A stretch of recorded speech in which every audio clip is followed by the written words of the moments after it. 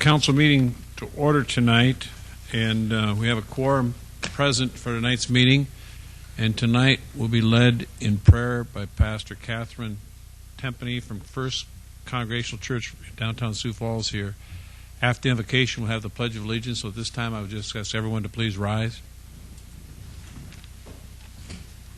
Please pray with me. O God of love, bless all whom we could never do without, and whom we all too often take for granted. Harried sales clerks, doctors, nurses, policemen and women, firefighters, mail carriers, sanitation workers, bell ringers, and those who so unselfishly give of their time to make sure children and all those less fortunate have food and toys. In this season, we pray for all those who despair, for those who mourn and have lost loved ones, for those who must live out their lives in loneliness, and for those who serve our land away from home. As we gather this night, we ask you to bless our leaders, bless our vision for this city, that we might remember we are all your children. In Christ's name we pray. Amen. Amen. I pledge allegiance to the flag of the United States of America and to the republic for which it stands, one nation, under God, indivisible, with liberty and justice for all.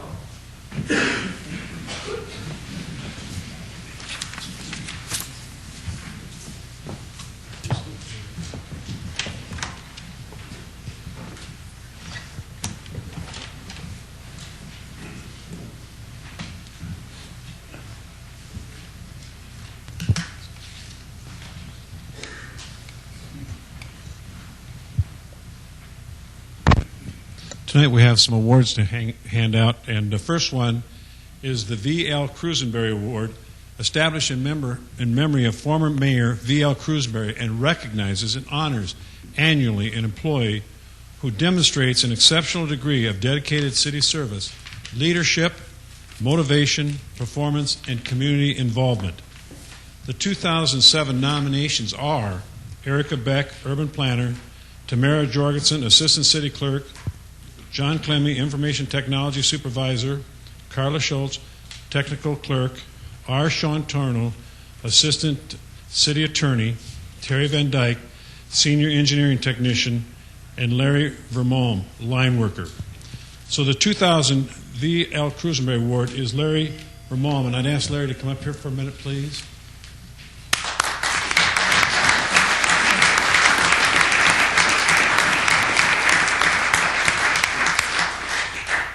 Larry's nomination reads, "This letter is to recommend Larry Vermolm for the V.L. Crusenberry Award. Larry is a line worker for the Light Division of Public Works and has been employed by the City of Sioux Falls for 36 years, beginning in August of 1971. Larry's work ethic is an example for other employees to follow, and he is always on site to begin his workday a half an hour before his shift begins, and is willing to continue until his work orders are completed. Larry is a dynamic employee who has made a significant contribution to the improvement of Light and Power Division by his dedication and commitment to the locating of Light Division's underground lines for South Dakota one-call system and the repair of streetlights. Larry arrives at work every day with a smile on his face and is a great ambassador for the City of Sioux Falls throughout the day with his personality while dealing with citizen requests, and finishes his workday with the same positive attitude. Larry distinguishes himself by exceptionally meritoriously service to his country and the United States Navy while serving in Vietnam as a Navy Seabee during the Vietnam War, and again for his 25-plus years of service with the South Dakota Air National Guard as a member of the Civil Engineering Unit. Larry served overseas again in Iraq when they were activated in 2003 for the Iraq War, and Larry is a member of the VFW and the American Legion. Congratulations, Larry. We really appreciate it.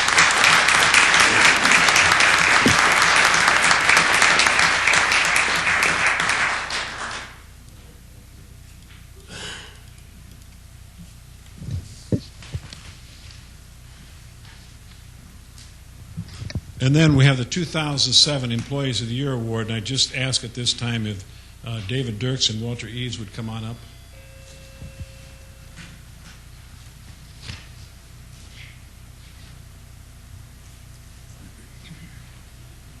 On June 18, 2007, David Dirks and Walter Eves were changing a chlorine tank at the wastewater treatment facility when a leak developed in the system.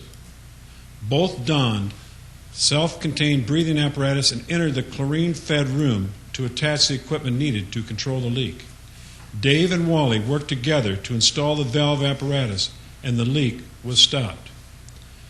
Dave and Wally are both volunteer members of the Water Reclamation Emergency Response Team. This group was created to form a local team at the plant to respond to chlorine and sulfur dioxide leaks.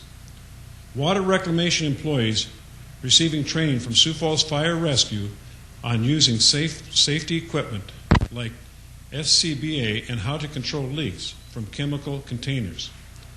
Dave and Wally followed the training and procedures and handled the leak appropriately. The duration of the leak was only 23 minutes, which indicates they knew exactly what to do and did the necessary tasks in a calm, controlled, safe manner. In no time did they endanger themselves or others at the plant. This was the first leaking chlorine container at Water Reclamation, so they had no experience beyond the training to guide them. Their quick response averted a potentially major release of chlorine gas to the environment. David is a 30-year employee and a lead wastewater operator. Walter is a 7-year employee and wastewater operator. Congratulations, and thank you for your dedication and your service to the city.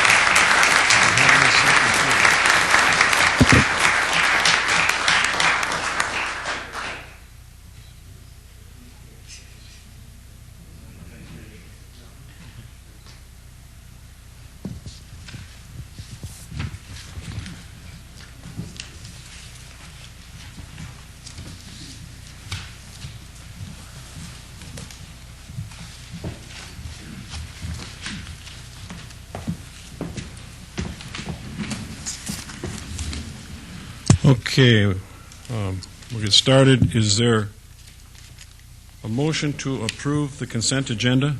So moved, Litz. Let's move. Is there a second? Second, Benninga. Benninga seconded. Further motions on the consent agenda? Not all in favor of approving the consent agenda will vote yes. Those opposed vote no. Council members Litz, Aye. Staggers, Yes. Benega, Yes. Brown, Yes. Costello, Yes. Jameson, Yes. Kavanaugh. Yes. All members present voted 7 yes, 1 excused. The consent agenda has been approved. Now is there a motion to approve the regular agenda? So moved, Litz. Let's move. Is there a second? Second, Brown. Brown seconded. Further motions? I'd like to make an amendment to the regular agenda to move item 30 before item 3. That's a motion.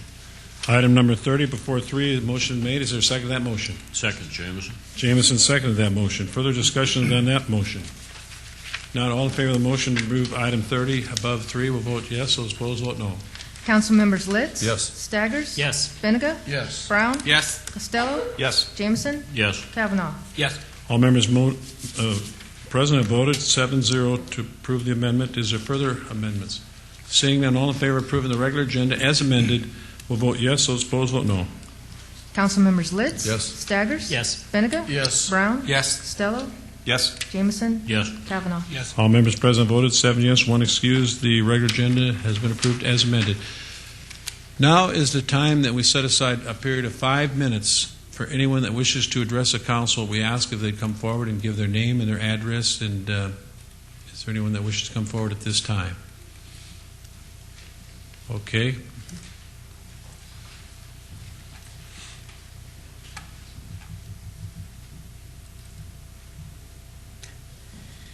I'm Bob Koenig. Most of you have probably gotten a phone call or an email from me over the last week or so regarding the FEMA flood plan.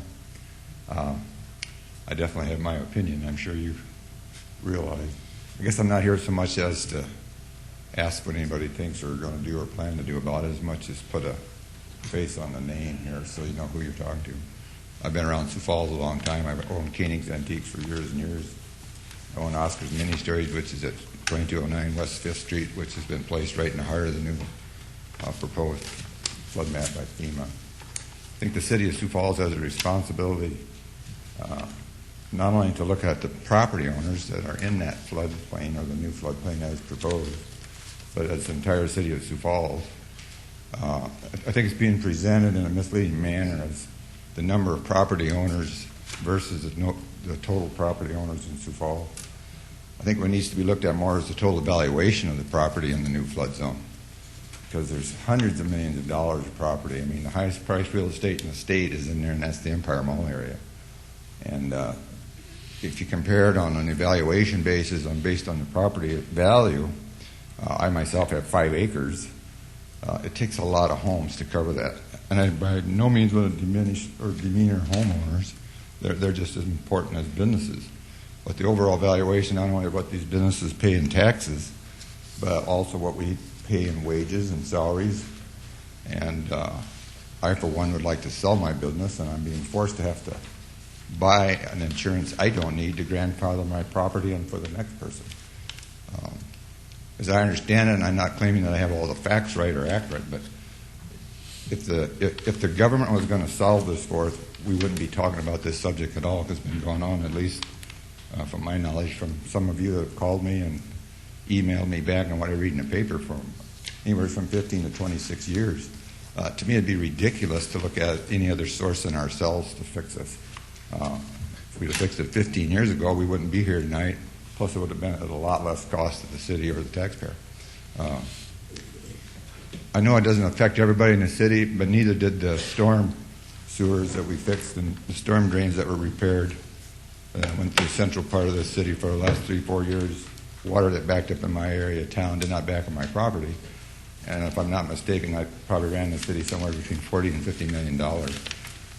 I think this is a good investment if it's 14 or 18 million that I heard presented here about a week ago for the city to take a look at fixing it now, get FEMA out of town, get FEMA out of Dodge. We may or may not like what they say, but also there's one thought we also need to think about. What if they're right? What if that happens? If we think we have a headache now trying to solve this, what would happen if the Empire is standing in 2 feet of water, or my business is? What are we going to do then? Going to wait that long? We're going to wait another 15 years to solve it? If the dikes need to be raised, and that's what we need to do, let's do it. Let's do it. This city solved much bigger problems than that, and much shorter time than that. Sometimes we get hung up on waiting for someone else to pay for it. Well, you know what? We're paying for it every day we don't do it. And we'll pay for it by an economic disaster that'll never be replaced if that should happen here. All you got to do is take a look down south. Yeah, we're not below sea level. Yeah, we're not on the ocean. But it would be one hell of a mess. Thank you. Thank you. Bob, would you just give us your address again, please? We didn't get that. The business address is 2209 West 5th Street. Thank you very much. Kermit? Yeah, Bob, I just got a quick question here. You know, we've talked a lot about insurance and so forth, and it's hard to get a handle on how much people are going to be paying for insurance. Do you have any idea how much you would have to pay? Right now, based on the information I can gather, the best of my knowledge, it's 69 cents per 100 for the first 100,000 per building, at which time it drops to 19 cents per 100,000 up to 5 million, or 500,000, excuse me. That is if you're in the flood zone, which I'm in, which is B, which is the 100 to 500 year. Once it drops into the new flood zone, it'll be 84 cents for the first 100, 89 cents for each 100 after that. So it makes it almost impossible to, who wants to buy a business in the flood zone? One, two is who wants to pay that type of premium. For example, it would be, for myself, I don't have to carry it, but if someone has an average mortgage in my business right now under Zone B, if they grandfathered in, we'll run them $9,000 to $12,000. If they wait and have to buy in under the new 100-year flood plan, it'll run them close to $30,000 just for the flood insurance. And that's per year? For my per year, just for my business. Needless to say, I had 3 interested parties. All have left, withdrew their offers in my business. Thank you very much, Bob. Others that wish to address the council for a period of 5 minutes at this time, come forward, give your name and address.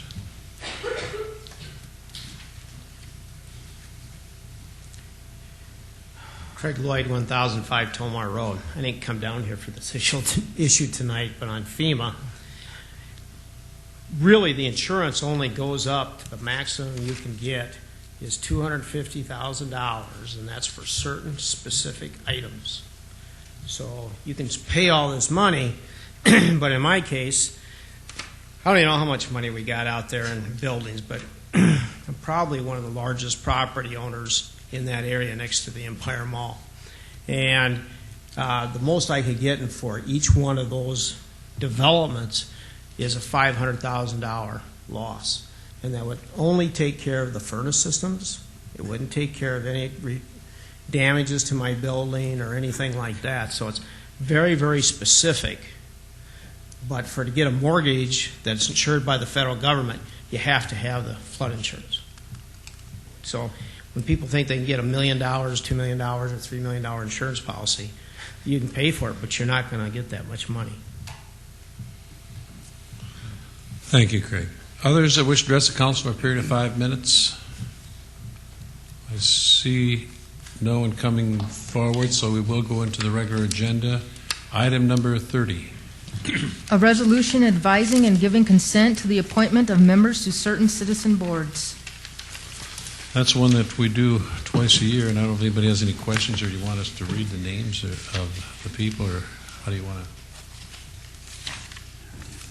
You want to just go through the names, or if you don't, is there any questions?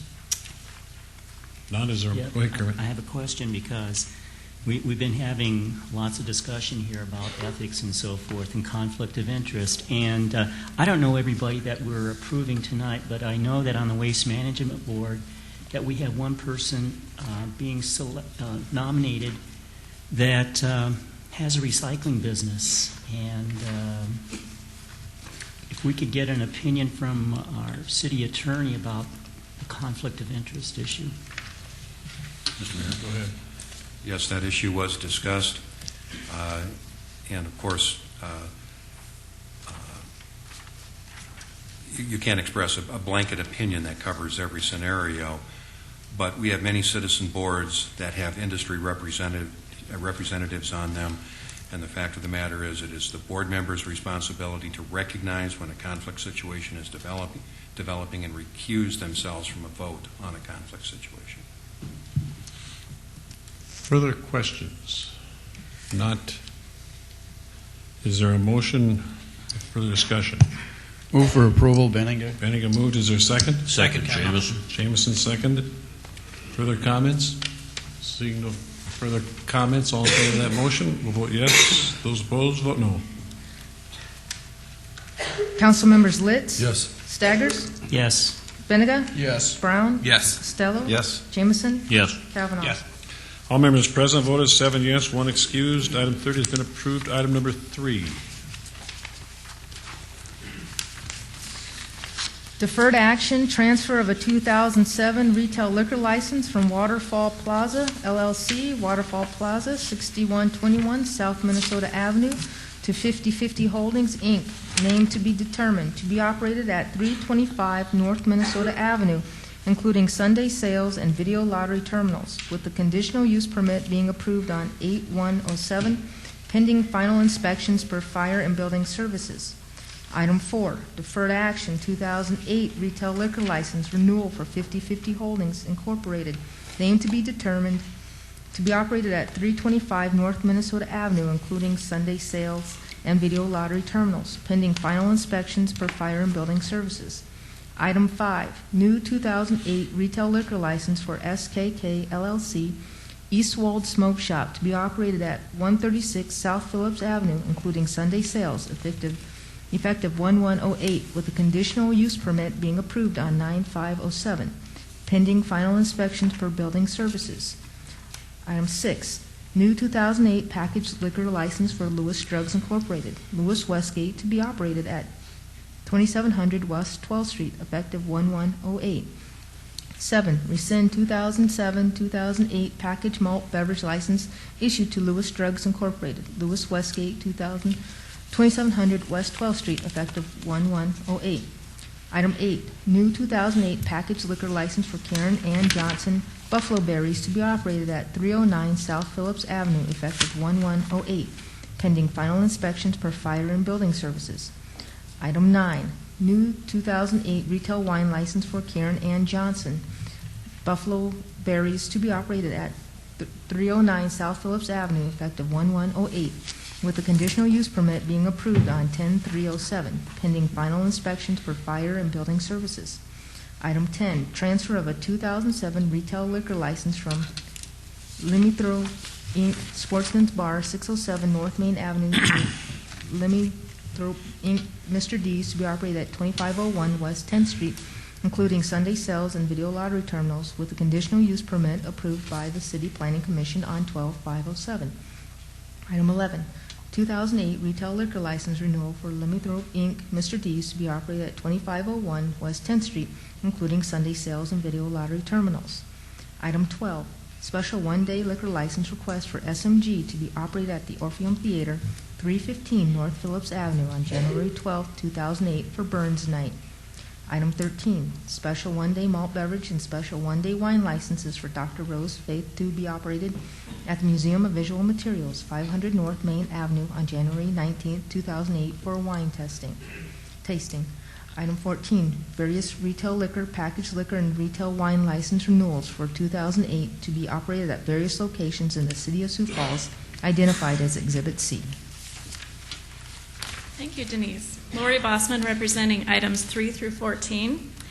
And I thought if you'd like, we could take items 3 and 4 first and answer any questions on those two. Those were deferred from 2 weeks ago. Questions on items 3 and 4? Yeah. I have a question for the City Attorney's Office.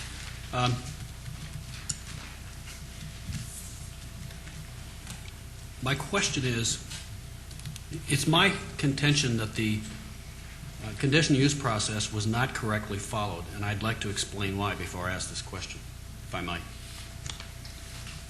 Just as it did back in August, the City Planning Commission met and looked at this conditional use permit. The staff presented the Commission with criteria for on-sale alcoholic beverage establishments. That is from the conditional use criteria 1559-306. There was no mention of the 2,000-foot distance requirement from our machine placement ordinance. When the Planning Commission asked about the placement ordinance, that is Ordinance 5-19, they were told twice, back in August and again last week, 2 weeks ago, excuse me, that it did not apply, that the spacing requirement only applies to beer and wine. I believe this to be an incorrect statement.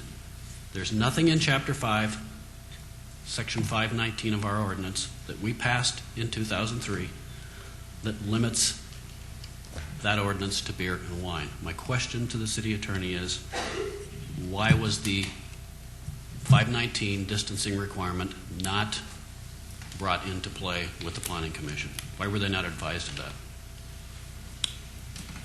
I was not at the Planning Commission meeting, so I don't know why they were advised, what they were advised. I can say that the ordinance in question is interpreted pursuant to South Dakota Statute 427A64, which limits the ability of the city to impose the distancing requirements to malt beverage and wine licenses, those issued pursuant to Sections 12 and 16 of the alcohol licensing statutes. If I might, Mr. Chairman? Yes. 427A64 is a state law that governs our ability to issue and transfer licenses. Is that correct? It empowers the city to impose conditions, and there are 6 of them listed that are in addition to any other restrictions when we're dealing simply with when you're dealing with institutions that have video lottery or intend to have video lottery. So it creates 6 new criteria which the city can choose to impose for institutions that have video lottery. But it's for the purpose of determining whether or not to issue or renew. Is that correct? It's for the purpose of creating restrictions. So yes, I would say that is appropriate, issue or renew. All right. Section 519, our video lottery ordinance, our distance requirement ordinance, does not speak to issuance or renewal. It simply talks about the land use issue. It talks about spacing. It talks about undue concentration. My question is, when we talk about, we have a transfer and a renewal before us tonight, 3 and 4. The Planning Commission twice had a conditional use, a land use issue before them, once in August and again in December. My question is, why was 519 not presented to them as part of the conditional use? It was a land use question. They were told, Mr. Mayor, if I might, I was at the pre-meeting in December, and I did advise the Planning Commission that the 2,000-foot rule by state statute applied only to malt beverage and wine licenses, therefore did not apply to full liquor licenses, and that was the issue before them. I told them that their consideration were the criteria that the council has developed for liquor licenses without regard to video lottery, and that is the concentration of other such institutions in the neighborhood, whether children will frequent the establishment, and compatible with other uses in the general area. If I could respond, Mr. Chairman? Could you please show me where specifically you cite, what do you base your determination on that 519 does not apply to liquor licenses? If I might, and I will say this again, it's an interpretation of state law which authorizes municipalities to place distancing requirements between establishments that have video lottery. These are in addition to their other land use requirements for liquor establishments, but these are limited. The ability of the city to do this is limited to malt beverage and wine licenses. This has been a subject of discussion in the Municipal Attorneys Association and in the Municipal League, and I'm not aware of any city at this point in time that believes that allows them to apply these same criteria to full liquor licenses. And that state statute that you referenced is 42-7A-64, is that correct? That's correct. This is additional, and I'm reading the first sentence of that. Additional criteria for on-sale alcoholic beverage licensees in video lottery licensed establishments. This is criteria that you use in considering whether or not you will issue or renew. It has nothing to do with conditional use permits that the Planning Commission was to look at. The criteria in 519 is a land use criteria. It is not an issuance or renewal criteria. It is a land use criteria. It speaks to concentration and distancing. Again, there is nothing in state statute 42-7A-64 that prohibits us from using that statute in a land use determination. The criteria in the statute that can be considered by municipalities can only be considered for malt beverage and wine licenses. They may not be considered for full liquor licenses. That is what the statute says. And I guess beyond that, I am not understanding the distinction that's trying to be made. The fact of the matter is the 2,000-foot requirement by state law does not apply to full liquor licenses. If I might, Mr. Chairman, I'm well aware of the conditions placed in 42-7A-64. It speaks to wine and beer. But it only talks, that state statute does not talk about land use issues. It talks about conditions and criteria that we are allowed to use in the determination of whether or not a license will be issued. Is that not true? No, I believe that is correct, but again, it does not apply to full liquor licenses by state statute. It doesn't need to apply to full liquor licenses. If 427A64, as you just agreed, only applies to renewals and issuances, then we have completely missed the land use issue, and 519, our ordinance, addresses that. My question again is, when the Planning Commission met in August and again last week, they were not told about the criteria that we have in place for land use.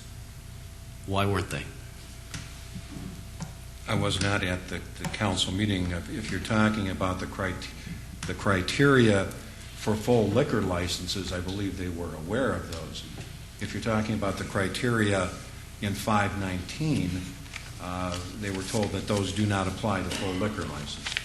And my contention, if I could, Mr. Chairman, my contention is that that is an erroneous statement. 519 does not deal with renewals or issuance. It deals with conditional use permits. It's a land use issue. State statute 427A64, we have already agreed, is a renewal or issuance. It has nothing to do with land use. My position is, and I think it's well supported by the law, that the 2,000-foot requirement cannot be imposed against full liquor licenses. So I fail to see the distinction that you're drawing, Councilman Kavanaugh.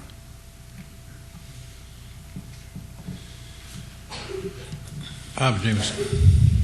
However, I think state law provides for suitable location. In other words, is it appropriate and no concentration? Children present. And in this case, there's a laundromat next door. It's within 2,000 feet of a school. It's within 2,000 feet of a park. Is that not part of the criteria for suitable location? Yes, it is. At least the criteria of whether there's a concentration of such uses, whether there are going to be children present, and the suitability of a location. And those criteria are created by ordinance, not by state law. They're the city ordinance. The conditions that the city chose to impose on full liquor licenses, they're in the conditional use permit section of our code. And to my knowledge, those criteria were considered by the Planning Commission in making their recommendation in this case, a recommendation that was not appealed to the City Council.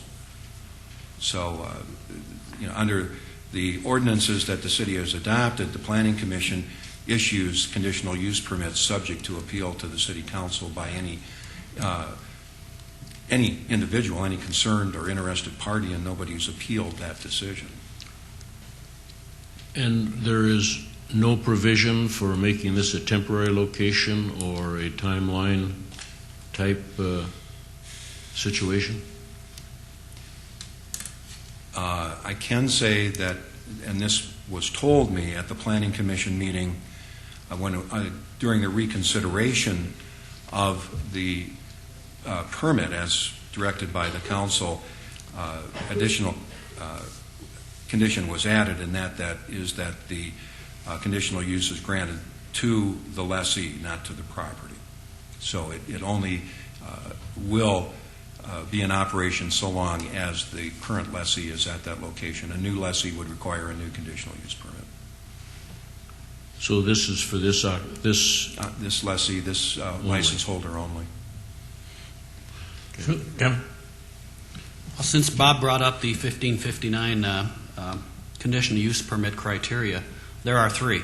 Will not create an undue concentration of similar uses, is not in an area where children could be expected to frequent, patronize, or recreate, and it is compatible with characteristics of surrounding uses and not injurious to surrounding properties.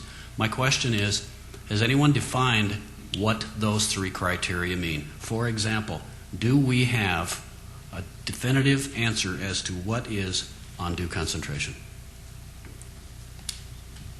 Is that a question to me? Yes, please.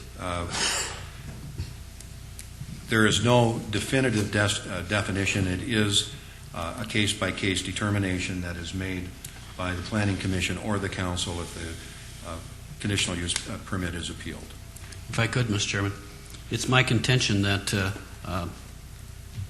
our ordinance 519 in fact provides clear definition as to what is undue concentration. It is a 2,000-foot distance requirement.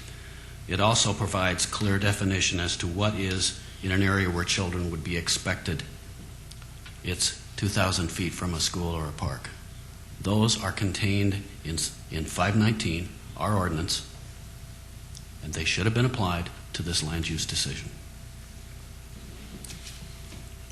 If I might, if that is the contention, you would need to understand that no liquor license in the city, whether it had video lottery or not, or whether it was for a restaurant, could be issued within 2,000 feet of a school, a park, etc., and 559 applies to video lottery authorization.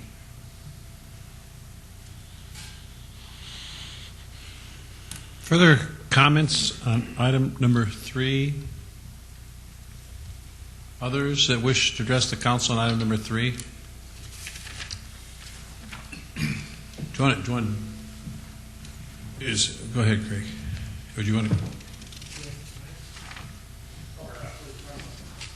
Pardon? We're talking about items number 3 and 4. We're taking both together. Yeah. This was an interesting discussion. And the biggest thing that I think we need to figure out is where video lottery and wine and beer and liquor licenses are going in the city. We have seen in the development business that we are being held to a standard of high liquor licenses now and really non-existent liquor licenses. We are developing 2 or 3 different areas in Sioux Falls and one in Rapid City. And the liquor licenses are virtually unavailable. And what you're doing is creating an environment really not to allow any more expansion of restaurants or that would want or need to have liquor as part of their franchise agreement.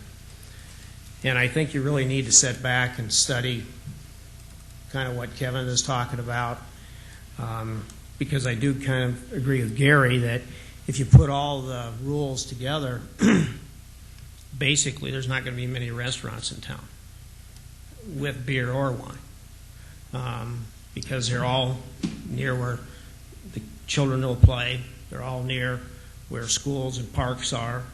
If you look downtown, you wouldn't have one bar or a restaurant on Main Street because you're all 2,000 feet from any park, school, or place the children will play. So maybe we need to sit back and study this and try to come up with a program that works for everybody.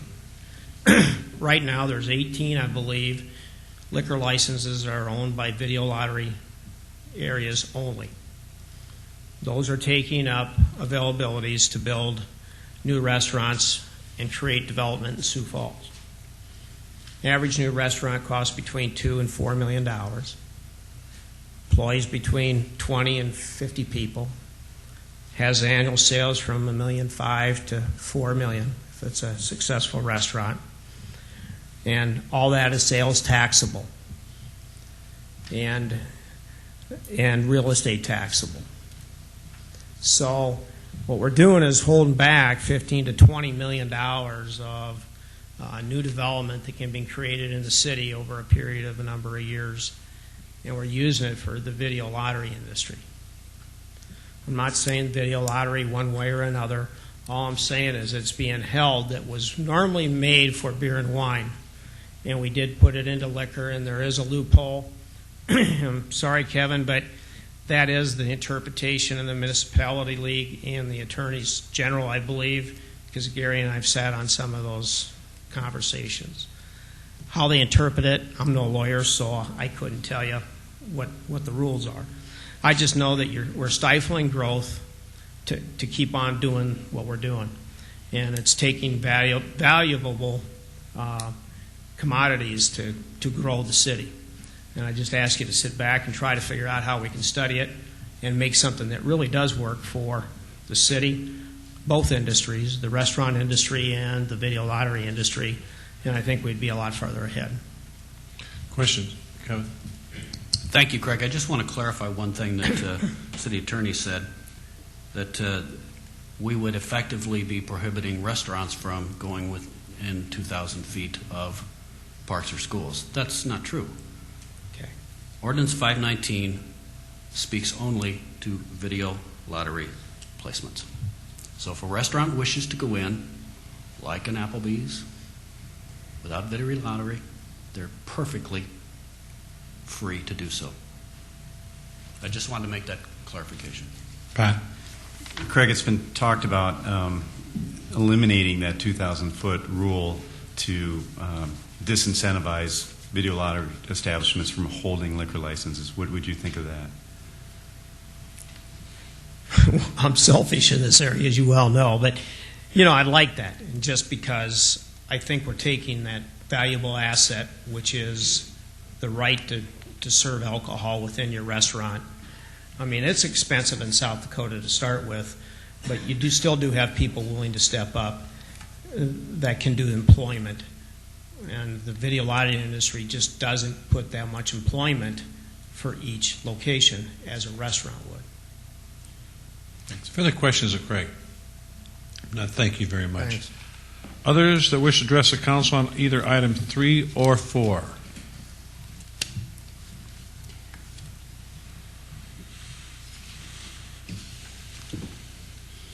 Tim Cant, 209 North Duluth Avenue.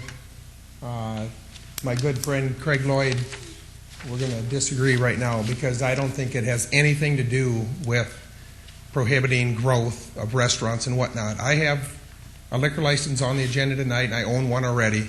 I have no video lottery. I paid $150,000 for both of them, and we're making money on it. I can make money without video lottery.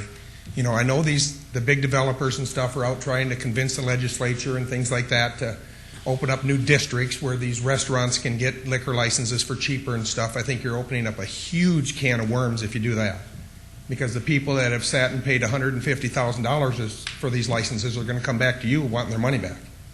You can't sell somebody a liquor license for cheaper than what they're selling for already.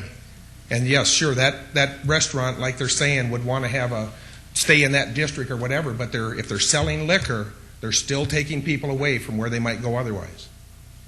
So I totally disagree with my friend on that deal there.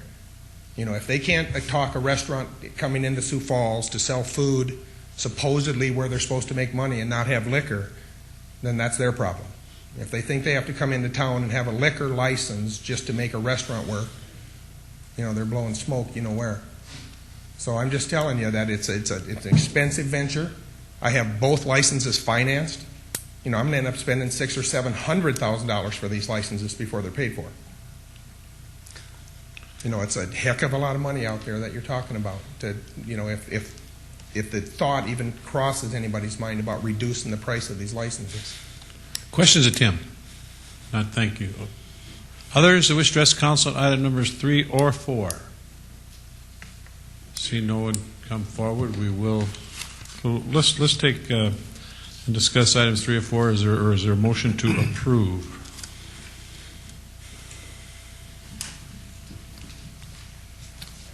Motion to approve. Costello made a motion on item number 3 to approve. Is there a second?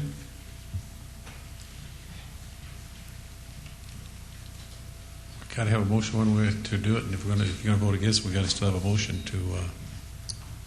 I'll second it, Benninga. Okay, Benninga seconded. Motion made. Further comments on that motion to approve? Go ahead, Kevin. Well, I urge you to not support this motion. Again, I will contend that there is no prohibition against us using our land use authority to keep video lottery establishments 2,000 feet from schools, parks, regardless of what state law says. State statute only talks about the issuance and the transfer of these licenses. There was talk about, opportunities that are lost here. I think this council has an obligation to utilize scarce resources and invest them wisely for the economic betterment of this community. You heard Mr. Lloyd talk about the millions of dollars that are being foregone. And I understand some of these franchise agreements require a liquor license. They require it. So we're dead in the water. These developers cannot get these. We're foregoing the construction, the millions of dollars in construction, the dozens of people per restaurant of employment, continuous employment, and the millions of dollars in ongoing sales that are all taxable. We're exchanging that for 10 lottery machines in a dark room, folks. What sense does that make? We need to be serious about what it is we're doing with these scarce resources. We simply cannot allow these loopholes to be continued to be driven through. And I don't even believe it's a loophole, because I do believe we have the authority to put a stop to this. And I would urge your denial of this motion. Further comments? We got a motion to approve. Is there further? Okay, Pat. Gary, in the past, or 2 weeks ago when we met, I think it was brought up that the only basis to reject the transfer of this license and renewal was based on suitable character. Is that correct? That's my opinion, because the suitable place was determined through the conditional use process. So if we take the emotion of video lottery out of here, you essentially have a small business person coming to the state and to the city, filing all the necessary paperwork, jumping through all the hoops that they were asked of them, and then they submit their application to the city, and then we reject it, we turn it down. I mean, we should change the rules, the ordinances. If we don't like them, we should change them, but I think we ought to live with what we have. We had ample opportunity to change them. But to do this now, and I understand Lori, if you correct me if I'm wrong, but this is the last chance to transfer this license. Correct. It goes dormant January 1. Correct. And I'm just thinking out loud to myself, what kind of liability do we open up the city to if we were to do that, to deny a transfer of a license for what you're saying is not a legitimate reason?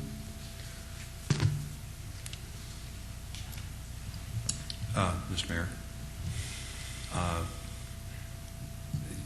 yes, if the council denies a transfer without grounds, I'm sure there would be a claim, especially for a license that will go dormant and $155,000 lost to the holder. And if I might, who might also have claim? I suppose the transferee, the transferor, people that would be harmed for a loss of a lease. I mean, any idea to quantify that extent? Whoever felt that they were aggrieved by the action of the council, if it were determined to be without legal authority, would have the potential to make a claim, yes. Kevin?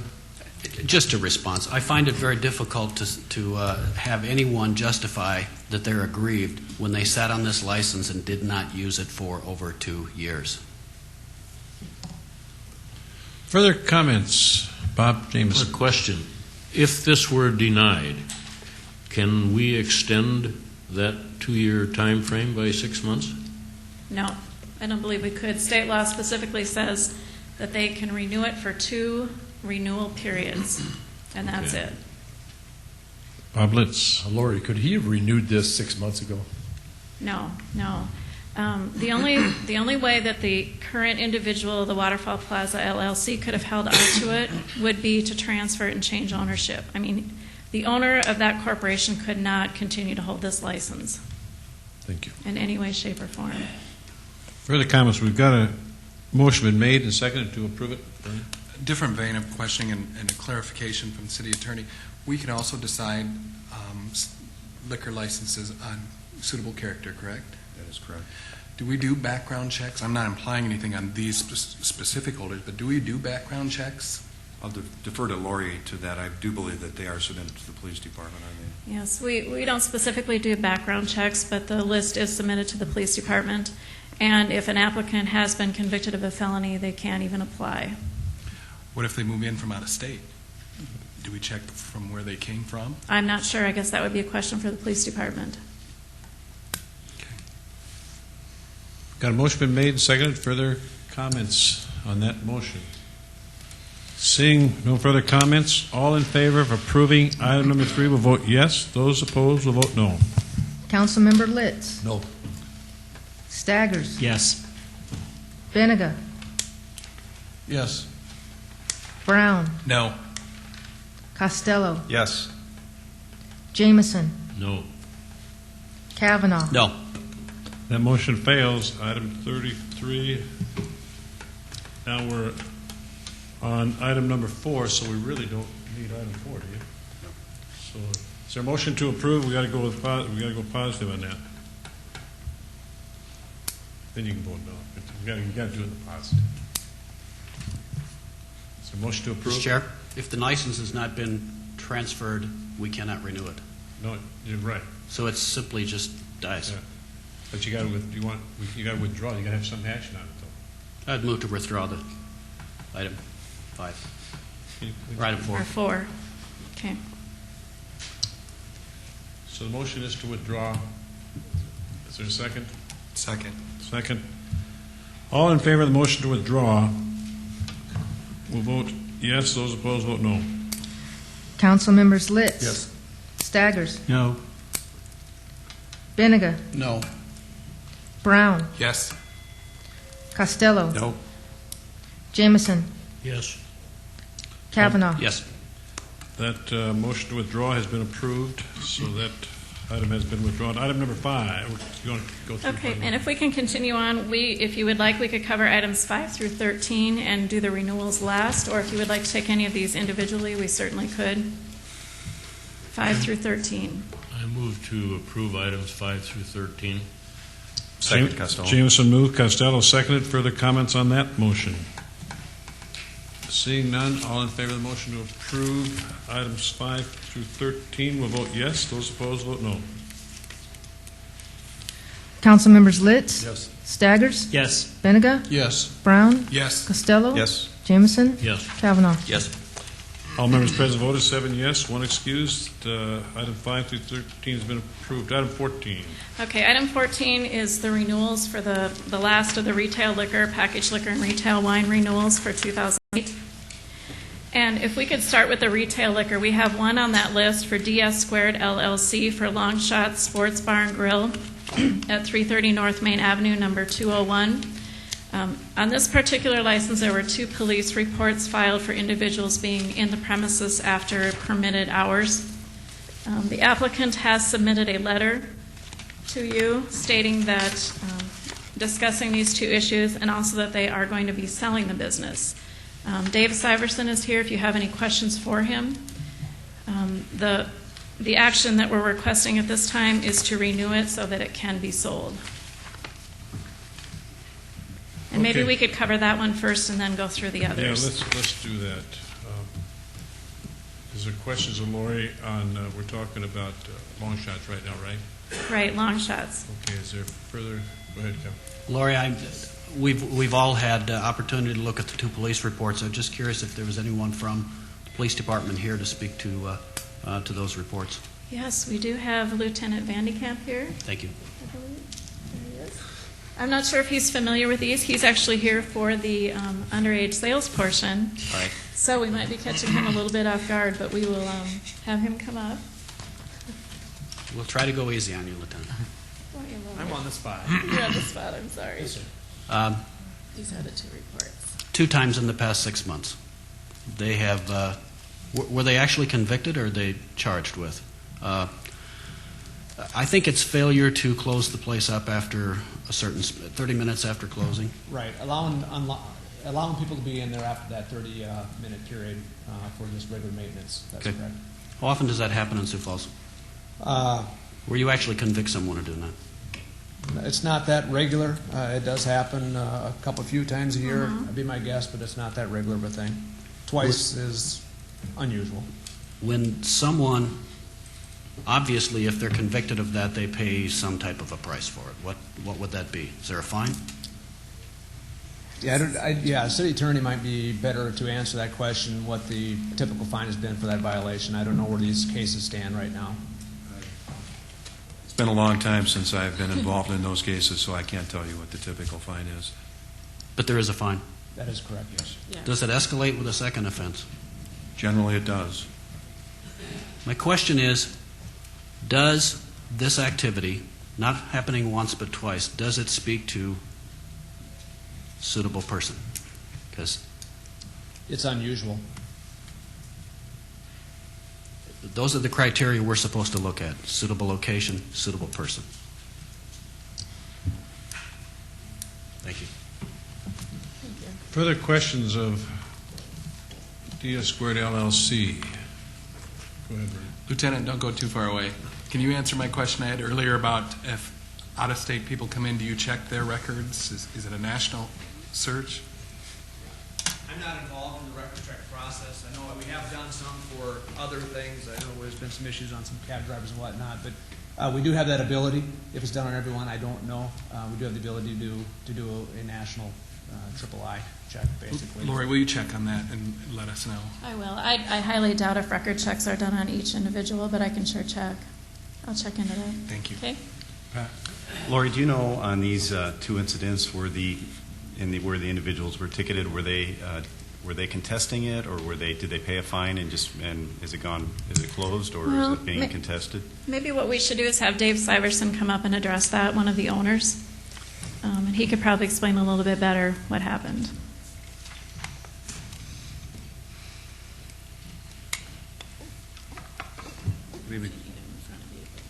Okay. What was the question again?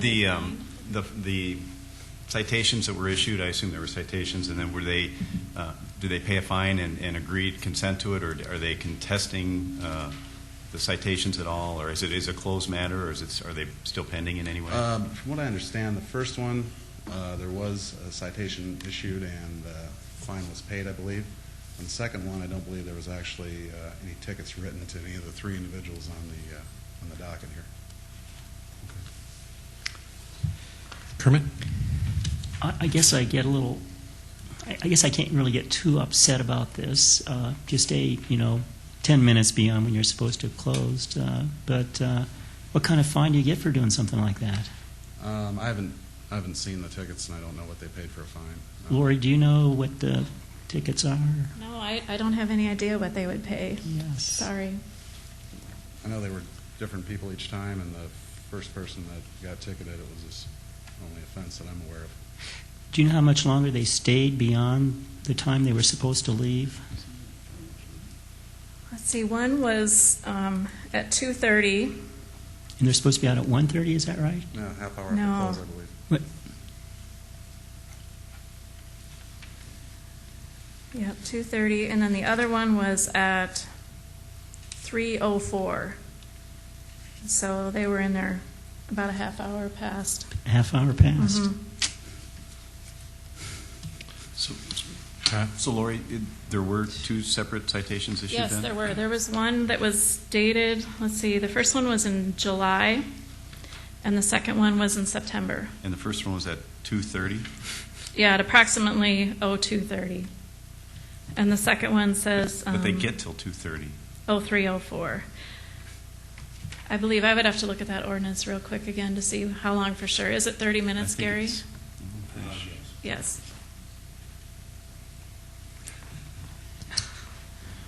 Other questions?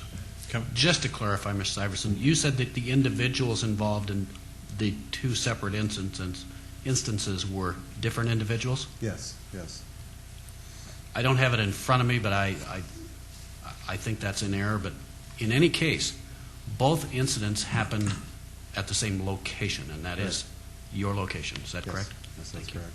All the employees in question that on both reports were internally disciplined by us, written up and made aware of our policy of not allowing employees in there after close. So. And one more clarification, the law allows employees to be in the business up to 30 minutes for routine maintenance, and they were in playing darts, and I don't think they were cleaning. So. Oh, no. Lori answered my question. I was going to ask what they were doing, but you clarified. The first time it looks like they were playing darts, and I'm not sure about the second time. They had a little trouble figuring out who was actually in there, and eventually the officers were able to get into the bar. Kevin? So. You indicated in your communication to the council earlier today that it's your intent to sell this license? Sell the license and the assets of the business. And the business. Yes. What is your timeline for doing this? We're still within negotiations right now with the other party, but realistically, we'd like to sooner than later. I guess as close as I can get it to you. So are we talking days? Yeah, hopefully. And can you divulge who the other party is? I'd prefer not to at this point, just because I guess I wouldn't want to speak on them. We're still within the negotiation phase of the purchase agreement. And if I could ask Lori, if we refuse to renew, he cannot sell the license? That would be correct. He would not have a license He could not to sell it after December 31st. Well, he could not sell it because as of December 31st, it would expire. There wouldn't be anything to sell. But we could transfer. Well, we would have to renew it and then transfer it because right now there's only a 2007 license. We can't transfer a 2007 license because that paperwork would have had to have been in several weeks ago. So right now their only option is to transfer an 08 license, but we need to renew it for 08 before we can transfer it. Which is my reasoning for the question to Mr. Right. Syverson. Well, if we renew, will we see a transfer application from you? Yes, and I don't know if it'll matter or not, but it's the potential buyer is their intention is not a casino lottery type place like the further discussion you guys had. It's to another bar that's I believe already been approved for beer and wine. that is not yet open. No, it's not open yet. That's correct. Further questions? Not, do you want to take the DS Squared LLC first, and then we come back to the other three that we have? Is there any council discussion or action on Long Shots Bar and Grill? Move for approval. Second, Benninger. Kavanaugh moved, Benninger seconded to approve. Further comments? Seeing no further, go ahead, Kevin. Just to clarify, I'm making this motion so that this gentleman can get his license renewed so he can sell it. I do not believe in rewarding anyone for the behavior that we've seen in the last 6 months, but this is the only way to get him out of this situation. Okay, further comments? Go ahead, Kermit. I guess I'm not overly concerned about playing darts, and so let's go ahead and just vote this and get on with business tonight. Okay, we got a motion been made and seconded to approve Long Shots Sports Bar and Grill. Further comments? Seeing no further comments, all in favor of that motion to approve, vote yes. Those opposed, vote no. Council members Litz? Yes. Staggers? Yes. Benega? Yes. Brown? Yes. Costello? Yes. Jameson? Yes. Kavanaugh? Yes. All members present voted 7 yes, 1 excused. Long Shots Sports Bar and Grill's been approved. Now we have, we're back to the Top Hat in Granite City and Falls Landing. Sure, and those three have no issues. They just had missed the original deadline, and so that's why those three are up there. And then what I'd like to do is just go through the packaged liquor items that have had the underage sales. This year there were 2 stings conducted by the police department. One was in October and one in December. In fact, the December one was about 2 weeks ago.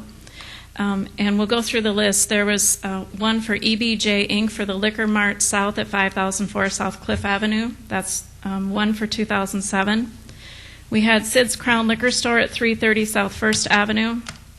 And what I put on here is a 5-year history. We had 2 in 03, 1 in 06, and then 1 in 07. Now Gilbertson didn't have any. They were just had missed the deadline. The next one is Global Liquors at 1001 South Minnesota Avenue, 1 in 07. For Grevco Inc. for Shop and Cart Northeast at 2701 East 6th Street, 1 in 07. And Dave Grevlos would like to speak on behalf of his prior to the vote. Hy-Vee Food Store at 3000 South Minnesota Avenue, 1 in 2007. Sunshine Foods, 1231 East 57th Street, 1 in 07. Skyway Liquors, 1101 North Minnesota Avenue, 1 in 07. Nikki's La Mexicana, 1112 East 10th Street, 1 in 07. Food and Fuel at 4701 West 12th Street, 1 in 07. And Thrifty Smoke Shop, 5101 West 12th Street, 1 in 06. And there were 2 in 07, both the October sting and the December sting. Maybe prior to going any further, we do have Lieutenant Vandekamp here, and he has a very brief PowerPoint presentation that he would like to go through regarding the alcohol stings.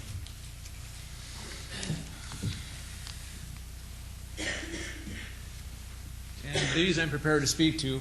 I do this, as you know, there was 23 that were found out of compliance in the October. We were down to 7 in the December one, which is a great improvement. I do this as much for you as I do for the businesses that may be present here to understand a little bit what we do and how we do it and why we do what we do. So go ahead, please. There is a violation history. Just going back to the March of 04 sting. The March of 06 sting was also a rather bad one, as we only checked 68 businesses and had 13 out of compliance. It's obvious that frequency benefits. We realize that within my division within the department, we will be doing these things on a more regular basis, not necessarily doing all 130 plus businesses every time we do it, but spot checking on a monthly basis. Go ahead. Just a little explanation how we differ from how the real world works. Go ahead. The way we do it, let's keep clicking down, please. We use a real ID or driver's license. We tell the truth when we're asked a question from the retailers. We use 18 or 19-year-old kids with the desire they look their age or younger. Our kids turn their alcohol over to the police. Now, in doing this, in October, we were able to, it says 21, we actually made 23 sales. Go ahead and keep clicking down, please. In reality, what's happening out there is these kids are using no IDs or fake IDs. They will lie when asked a question. They will choose the oldest kid in their group or the one that looks above the most above their age. And they consume their alcohol, often binge drinking when they do so. My question is, if they're doing that compared to what we're doing the right way, if we're making 23 purchases in a day, how many purchases are being done using those methods? In our 06 statistics, we had approximately 370 juvenile liquor violations in Sioux Falls. Now, when I say juvenile liquor violations, those are liquor violations for persons under the age of 18. This does not even include persons 18 to 20 years of age. 77% of South Dakota students said they drank alcohol sometime before they entered their high school. 34% of 9th through 12th graders say they're binge drinkers. That's five or more drinks in a row within a couple of hours. And 17% of 9th through 12th graders said they drove a vehicle when drinking. And these came from South Dakota Department of Human Services Division of Alcohol and Drug Abuse. So those are 2006 stats.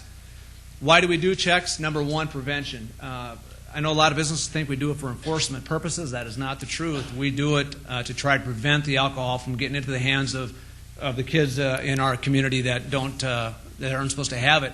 Secondly, we do it as education. Every time we do one of these, there's a big push by the retailers to really educate their employees. They go through the TAM training. They do their own spot checks. We really push that they would do what they need to do. And thirdly, we do enforce to those businesses that actually violate the law and make the sale.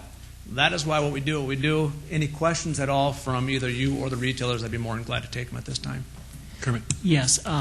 Do we happen to have a profile of the person who usually sells to young people illegally?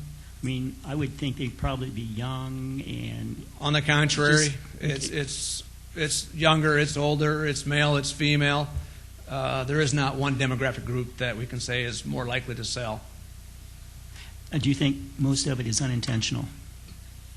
I think most of it is just not taking the time and being irresponsible. If you look at the number of purchases that are made, a good half of those purchases are made with the actual clerk looking at the ID and still making the sale. Some just don't take the time to make the sale. As we said in previous meetings, there are at least 5 ways on an underage person's front of their driver's license to tell that they're underage, including being read, date of birth, the year they turned 21, says under 21, all those things are there. And again, like I said, the people that we use, I know one of the questions and some of the retailers ask, well, we heard you got somebody that was, looked like they were 35 years old. Again, we try to keep kids that look their age or younger. I do have an example. I've never done this before. I only do this because a question has been raised, and some retailers have the question in the back of their mind also. I have brought with me one of the persons that actually helped us on our December liquor sting. This particular individual was able to make a purchase. I'm not going to give her name or anything like that. I'm just going to ask her to stand up. And I guess I ask you, if you look, would she be a person that you would sell alcohol to?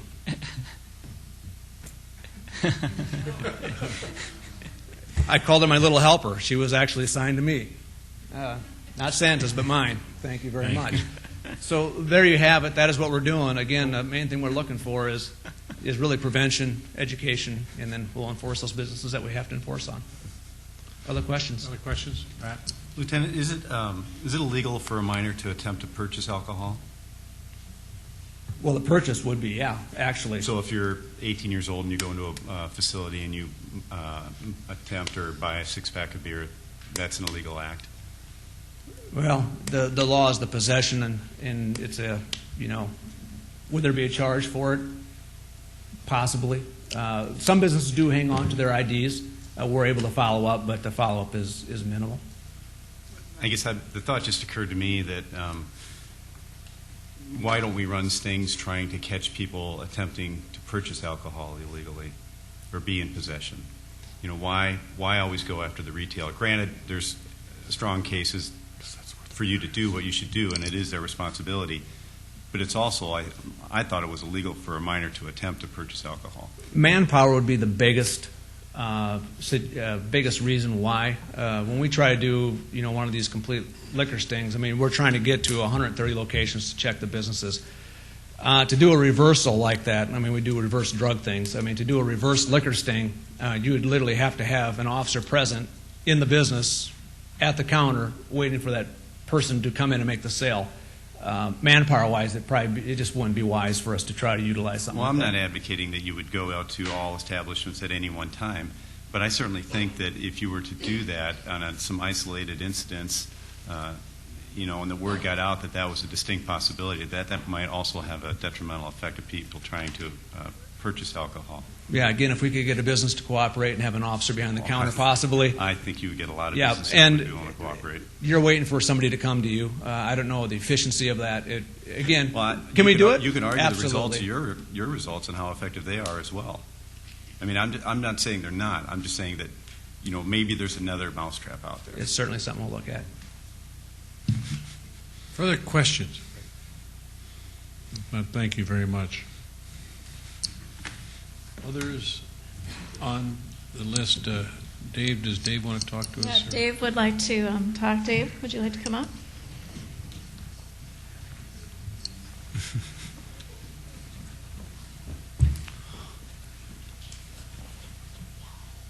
Dave Grevless, representing Grevco Inc.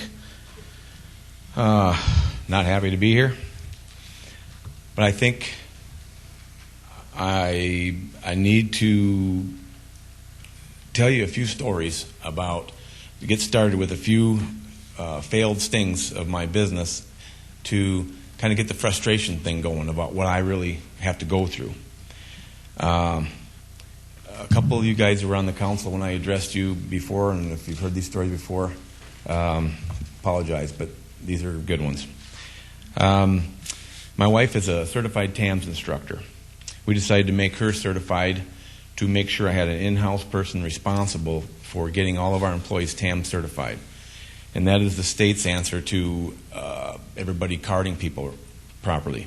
It's obviously not the whole deal, as we've proved, but We sent her to Pier for a couple days, got her certified, and she takes this very seriously. She had a class for all employees that hadn't been TAM certified at the time. Happened to be in an office connected to one of my stores. It's usually about an hour and a half schooling. There's a video to watch. Some of it is kind of laughable, but we do it and we take it seriously. And at the end, there's a test. And you have to pass the test to be certified. And then we send in a check, and they get their cards, and we felt we did a good job. This certain day, we had approximately 9 employees in the office. Hour and a half later, everybody passed the test. And one of the employees happened to be scheduled to work right after this meeting. So he actually walked from the office to the counter and started working. Not more than an hour later, there was a sting. He failed it. I called him up. I found out about it. We passed the rest of the stores. I called him up and I said, "Weren't you in my wife's class?" "Yes, I was." "Well, how did you fail this?" His exact words were, "He had the biggest hands I've ever seen." I couldn't believe it. I said, Did she teach you to look at their hands?" "No, I don't know what I was thinking." That was an hour after he went through an hour and a half training, and he promised us he knew what he was doing. Then I had an incident where most of the failed things in our company was with doing the math wrong and the red IDs. And at the time, I trusted my employees to do the math. A red ID means that you are issued from the state when you're under 21. Well, you could turn 21, and if you haven't went and got your new license yet, to get your blue one, you can still be legally old enough to buy alcohol. Well, I was failing stings because they weren't doing the math properly. So I was one of the first ones to have a blanket, no red IDs. I don't care if you turned 21 6 months ago. I don't care. And I was losing sales over it. I didn't care. And that was working. I had a big note, taped over the drop safe at my North Minnesota. They had to actually lift this up every time they dropped their money in the drop safe. I figured that was good. Well, another sting. Passed 6 out of 7. That store failed. I called up there and I said, "What happened?" He said, "Well, I carded him. I did the math wrong." I said, "He must have had a red ID." "Yeah, he did." I said, "Didn't you know the policy? Been preaching this for a year." That was when it's been going on for a year. He said, "Yeah." "Oh well." That's what he said. "Oh well." I said, "What do you mean, oh well? You know how big a deal this is?" He absolutely didn't care. I couldn't get him out of that store fast enough.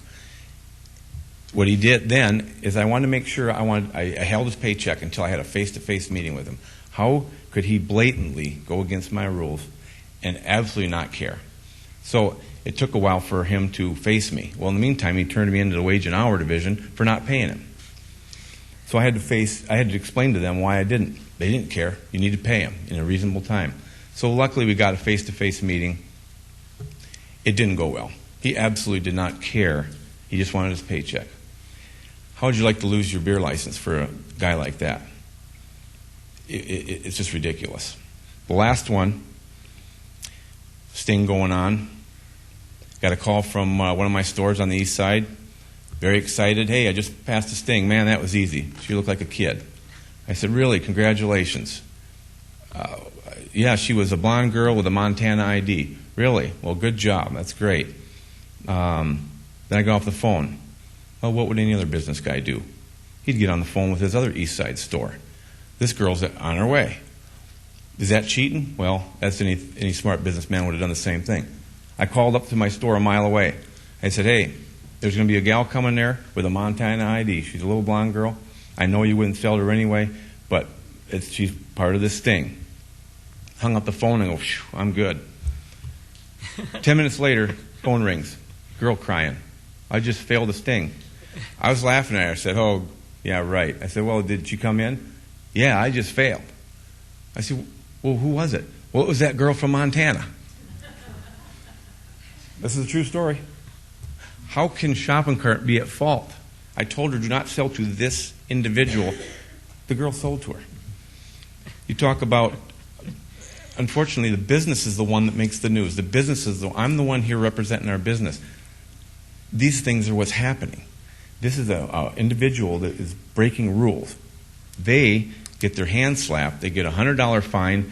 They get fired. They go on to the next job, and us business owners sit and lose sleep over this. A typical day at shopping cart. We're talking about stings. A typical day, and I live in these stores. Regular customers who live a block away, been coming in there for years, buy their 6-pack a day, 24-ounce a day. They start getting a little lazy not having their ID. Well, I got a new employee there, and they card them. Instant problem.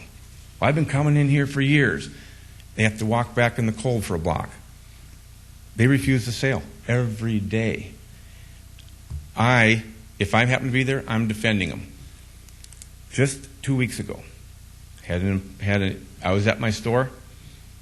Employee had told me about a run-in she had with a gentleman who was giving her a really rough time for carding him because he lived in the neighborhood and she was new.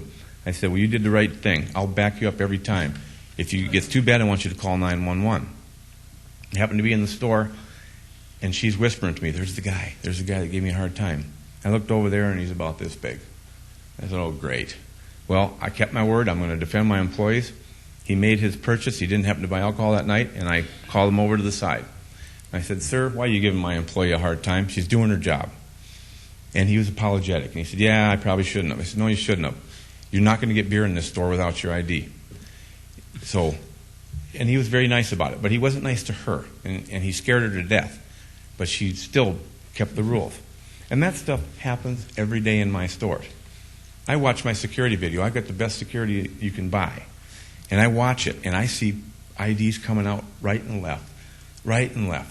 My policy was, if you don't look 50 years old, you get carded in my store. Well, it's been working. But I've now changed it to, I don't care how old they are, you can card them, unless it's, obviously if a man that's 100 years old comes in the store, let's use some common sense. But otherwise, I don't care how old they can be. This thing that we failed in this instance, I could go on and on for an hour about this, but let me give you some proof that Shopping Cart is doing a good job. I have stores that have never failed a sting. In the history of liquor stings, never failed. I'm the one that trains them. Same policies, good employees, never failed. When they do stings, over the years, you've seen some of the figures. You've seen Shopping Cart with pass, fail. We get a failure. And I got to stand up here and defend my company, and you guys just see Shopping Cart. Man, they just don't care. They're just selling to these kids, and it's a problem. Not true. We do care. I'm standing up here saying that there's nobody in my family tries harder than my family to keep alcohol from minors. And I'll stand up here and say that. I don't care if any business wants to challenge me, they can. And my family tries harder than anybody. We've had bad luck. The last thing to prove that we're doing a good job, I've never once had an employee fail twice, which proves this is an employee thing. When they fail, you fire them, you get a replacement. You don't know that they're going to keep their word until they fail a sting. That's how you know. We test them, they pass. I watch them on the cameras, they do a good job. There's every excuse in the book, and most of them is, I don't know what I was thinking. So, again, I'm taking up a lot of time. This is an important issue to me. I lose at least an hour of sleep a night over this. But I'm going to give you my word that we will pass the next thing. Because what I'm doing now is I'm talking to every individual employee, I don't care how long they've been with us, face to face. I'm going to go over the scenarios because it just amazes me. When you find out you fail a sting, it would be like when you find out your kid just robbed a bank and you got called from the jail. That's actually how that hits me, because it just dumbfounds me how they can mess up when I've given them every tool in the book. Speaking of tools, I'm just about done here. I thought we had the answer right here. I've met with people that supposedly have gadgets and gizmos that are supposed to work, and they never have worked. South Dakota doesn't have a barcode. If they had a barcode on it, we could swipe. The things would go away because everybody would be compliant. Other states have them. I hope someday they do. But this little thing showed up in the mail the other day. My wife ordered them, and I thought, This is from the We Card Company. This is the calendars we have on our counter that shows the birthdays. It doesn't work all that good because, again, they get them confused with tobacco, they get alcohol. Which side of 1986 is it? They get confused. So I programmed the date in here, and this thing, I played with it a little bit, and all they have to do is punch in the birthday and the ID, and then this red light comes on, or the green light comes on. That's pretty simple. I thought, man, this is the answer. We're going to card everybody. We got a new toy. They punch this in, red or green. I'm jumping up and down. I'm doing dances. I said, my life is good again. So I get on the phone. This is for tobacco. So I get on the phone, the We Card Company, call the 800 number, got the credit card ready. I said, give me a bunch of these for the alcohol. I like the tobacco ones. Give me the ones for the alcohol. We don't make them. I said, you don't make them? No, there's not enough demand. Honest to God. There's not enough demand for this company to make them. All they got to do is put a little chip in there for 3 more years old. And my life is good. They don't make them. I promise you I'm going to be pestering them until they do. And I'm going to get everybody in South Dakota to pester them until they make it. Because I know that's what we need. I went to the state's attorney's office. I've done everything I can to try to solve this problem. But I'm proud of what we do with my stores. I'm ashamed when shopping cart comes up on the news. Ashamed. And I'm not going to quit until we pass. We never fail another sting. And you have my word. Thank you. Question, Kermit? Yeah, I asked a previous question before about if there's any trend here for people who fail the sting. Are they new employees then, usually, or not, in your establishment? Yes. It's usually the new employees. And the only fault, I'll take 1% fault, and I might not get to them in time to give them the one-on-one, face-to-face, and that's the one thing I've changed. You've seen my management plan. I always try to add something to it because obviously if we fail, we're not doing everything. That's the one thing I'm changing, is the new employees have to talk to me, not just my managers, and we're going to give them scenario. I'm going to give them fake scenarios about what if they're born. I do this now, and it's working. What if I'm born right now? You got 10 people in line. This is my birthday. Hurry up. I got to hurry up and get going. Here's my ID. Not that the people do that in the stings. They're doing a real good job. They pull their ID out. They're very polite, maybe almost too good, because in real life, these kids are scared to death. But mostly, yes. To answer your question, mostly new. And again, we get rid of them. We just dump them, and we start with a new one, and we try to find a better person. Kevin? Dave, you're right. I have seen you before here, but it's only because I've been around too long. I want you to understand that I deeply appreciate you being here tonight, and I understand, I think, even better now, after you've spoken, what it means to your business and how it does damage your reputation. But I just want to make a comment. I think if every operator, every licensee worked this as hard as you did and continue to do, I don't think we'd have these type of problems. And I want you to know that I appreciate that because you are passionate about it, and I understand how it's important to you. My question is, those people who have been, and you're not here that often, Dave, you're just not. If somebody comes in here and they've had 4 violations in the past 5 years, 3 violations in the past 2 years, what is your advice to this council? My advice is to make sure that that company is doing everything they can, that they don't have a lackadaisical attitude. I don't know any retailer that can nowadays. There's too much to lose. My advice is to please understand that you're going to have employees that don't follow rules. And if the business can prove beyond a shadow of a doubt that they are doing everything they can to make sure they know how serious this is, then the business should not be penalized. But it's a lot to ask, but I can do that. I can prove what I do. But my advice to you is look at if it's the same individual, what this business is doing, and if it's the same person that passed 3 times, throw the book at them. Absolutely. You're never going to see that in my business. I don't give them a chance. So throw the book at them because that means they're just having this attitude like, oh, it'll be fine, it'll be fine. I don't have that. So you don't look at the number of failures. If you do, you got to look at the person that did it. Who's the employee that did it? Because you're not getting through to them. The business is not ever the one that sells the beer. It's an individual who promises to follow the rules. Thank you, Dave. Further questions of Dave? Thank you, Dave. Thank you. Lori, is there others? Or is Council have a question? Any other items, Vernon?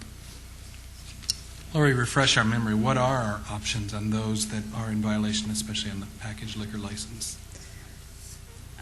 As far as renewals of these particular licenses, I'll defer that to Gary. Renewals at the discretion of the council, and you can consider previous conduct enforcement of rules. I do have representatives, as far as I know, from every business. So if you do have questions of another business, we can certainly call them up. Any other questions? Any other, Kevin? If that's the case, I'd be interested in speaking with someone from representing Sid's Crown Liquor. Okay. For Sid's Crown Liquor, we have Paul Damian. Paul?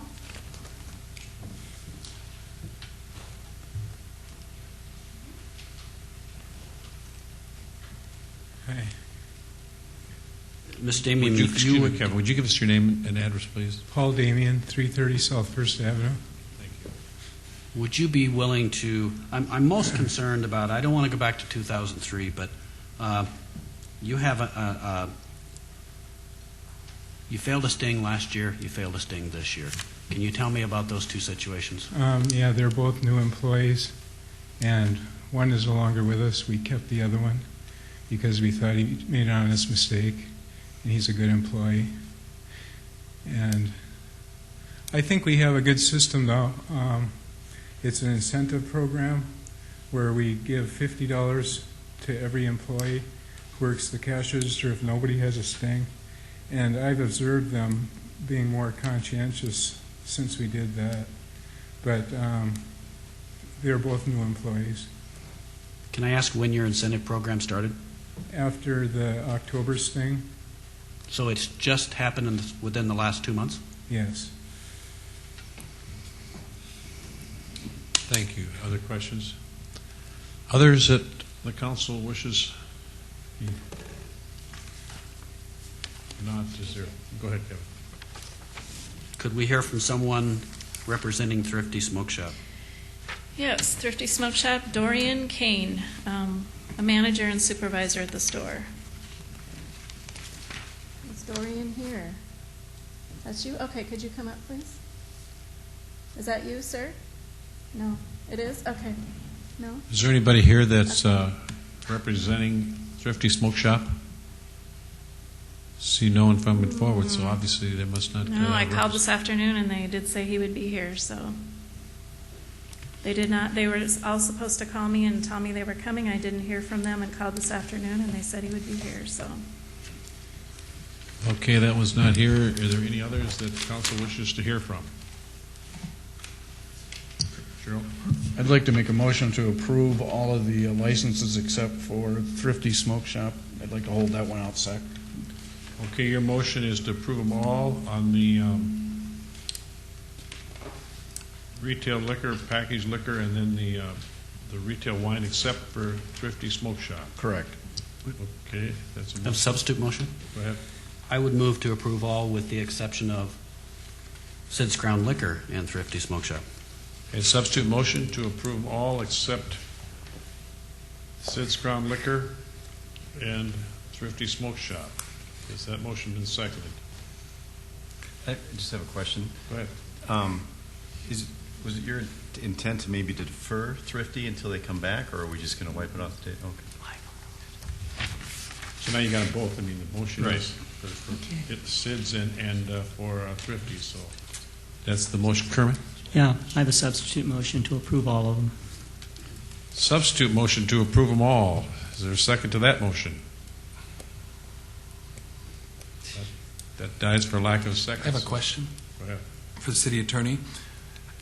Can we, is there a way that we can approve these but take a weekend away from them? No, we do not have the authority to suspend licenses. Only the State Department of Revenue does. The discretion with the local body is to approve or deny the renewals based upon good cause. What if can we approve them to take the renewal to be in effect middle of January? Well, I can tell you an example. We had one time, we had a beer renewal that had probably 2 or 3 violations, and they were supposed to be at the meeting, and for some reason they forgot, and so they were deferred until, which would be, the next meeting is January, 7th, I believe, or 6th, and so that particular one was deferred, and it was after the 4th of July, and of course the next morning they came rushing in saying, I completely forgot, what can I do? Not a thing. You can't sell over the 4th of July. You wait until your hearing, and you make sure you're there. So that's an option. Kevin, did you have something? Your hand was up. Lori already made my Mm-hmm. point. Lori, so these licenses expire when? They expire December 31. So if we deferred one until the first meeting in January, they would not be able to sell, from that January 1 through. We're missing it by 1 day. Well, we had a motion before us, and that bill for lack of seconds. So, Kevin, I would move a substitute motion to not approve any of them in yellow until our first meeting in January. Run that by me again. Any of those with pending... any violation? Yes. Any violation not approved defer them until our first meeting in January. So any violation until January. Do you want me to name them off? I think, does everybody know who they are? Did you check them off? We wanted to read them off again. Go ahead. It'd be Liquor Mart South, Sid's Crown Liquor, Global Liquors, Shop and Cart Northeast, Hy-Vee Food Store, Sunshine Foods, Skyway Liquors, Nikki's La Mexicana, and Food and Fuel, and Thrifty Smoke Shop. Okay, that's a motion to deny all that have had a violation until the first meeting in January. Is there a second to that motion? Let's second that motion. Further comments on that Mayor? motion? Yes. Lori, or even the city attorney, a number of these are pending violations. Have you ever known a pending violation to be overturned in court? I think I recall one time. Some of these have gone through the court system already that I just got information on. Global Liquors has been charged. Grevco has been charged. Skyway Liquors, Nikki's La Mexicana Food and Fuel, and the one for Thrifty Smoke Shop. Now, maybe the applicants can attest to whether Liquor Mart South, Sid's, Hy-Vee, or Sunshine has gone through the system. I haven't received documentation yet. So it is possible that they could be overturned by... I think there was one. I mean, it's possible. I did have one case at one time. Kermit, did you have something? Well, I think this is appalling. No due process here for some of these people. We haven't even heard from the rest of these people that are part of this motion. And I think it's appropriate before we vote on a motion like this, they have a right to defend themselves. So I want each of these people or groups that are affected by this motion to be able to speak before the city council so they can have some due process. Did you want to come forward and address the council? You had your hand up. If you will come forward, give your name and address, please. And this is Irvin. He's with Global Liquors. Hi, my name is Irvin Merziens, 2605 South Avenue. I'm the co-owner of the Global Liquors, and we've been in business almost 2 years. It so happened that it was me that failed the test. 3 things before that we passed every time, and the last thing we also passed. We already paid the price, me individually. My fine was total $1,200 that I had to pay out from my individual pocket. So I think for the first time this is a punishment enough to prohibit the sales from the December 31st until the first meeting in January. That would be a very harsh punishment for the store itself. Questions? Thank you. Others that wish to address the council, come forward. Give your name and address. Please come forward. I gave my name and address earlier. Okay, we've got it. I was just wondering why Sid's Liquor was proposed to deny the license. Do we have a record worse than other liquor stores? If I could, Mr. Chair, Yes. I'd like to respond. I specifically singled out Sid's Liquor because you failed twice in 2003, once in 2006, and again in 2007. 4 in 5 years. Yeah, and I wasn't here in the time he failed twice. I appreciate I'm that. Sid's son-in-law, and I've been helping him. And I was pretty new in 2003. Actually, I wasn't here in 2003. I was here for the last 2 stings, and I think we have it. It's a lot different situation now. Not that they did it on purpose before, but we have that situation under control, and I want you to know that. And we didn't ever intend to sell liquor to a minor, and I hope nobody gets that impression. Okay, thank you. Kermit? Yes. Can you give us an idea of how many stings you have each year, or is it just a few, or what? I'm not sure how many we do have. I know we were part of the December sting and we passed, but I don't know how many stings are actually done at the store here. The officer could probably tell us better than I would know. But I think right now we do have a good group of employees, and like I said, I have observed. I'm there all the time, and I have observed them in the past. And I asked him, "Did you card this guy?" And he said, "No, I knew them from before." But no, they're carding people real diligently, and I think it was just a lackadaisical attitude by some new employees, and that situation is no longer there. And I don't think Sid's Liquor has ever purposely sold liquor to a minor. If I could respond, Mr. Chairman. Go ahead. I don't believe any of these licensees who have passed or failed these stings are intentionally, I hope not anyway, trying to sell to minors. It's a matter of your practices. And I understand and I appreciate that you think you have a good system in place now, but apparently it's only happened since October.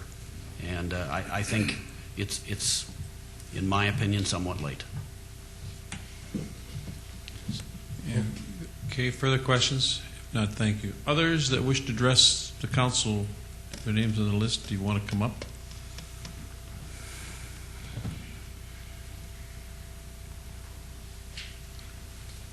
My name is Nicole Kilber. I own Skyway Liquor. I'd just like to kind of agree with the guy from Global.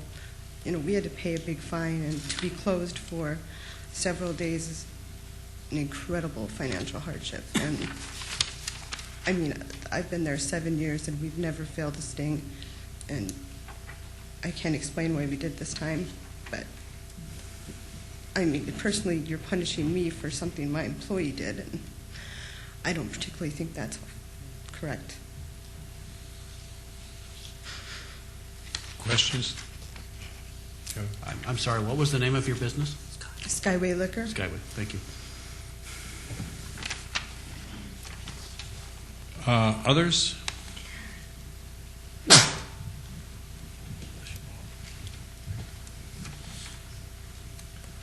My name is Michelle Retta. I'm the owner of Nikki's La Mexicana. My home address is 1508 East Old Hickory. Business is 1112 East 10th Street. We have been in business for about 6 years, and this is the first time in October that we failed the sting, and there was another one connected in December, and we did pass. It was also because of an employee situation. She did ID, but miscalculated, and we did pay the fines. So I think we should be given the opportunity not to have to wait to have our license renewed. Thank you. Kermit? Yeah, and your fine was how much? What's that? Your fine, how much you paid? We paid about $1,200. $1,200. Yep. Okay. Others that wish to come forward?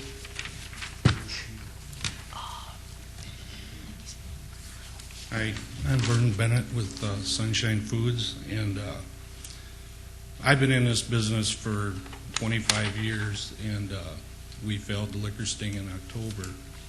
And when I got that phone call that night, it was like, somebody kicked me in the gut. I guess after it happened, I was, what do I do now, and who do I talk to? I had called and talked to Lori, and then I talked to Officer Greg Schmidt, who came to my store, and we visited a little bit, and trying to figure out how I'm going to combat this or take care of it.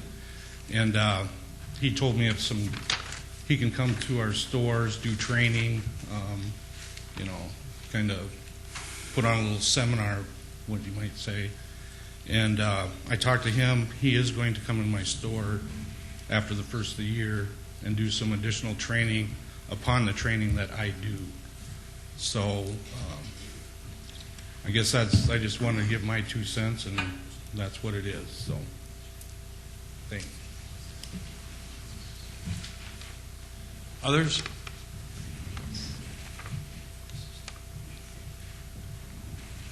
Hi, my name's Eileen Goodwin. I own Liquor Mart South and Liquor Mart East.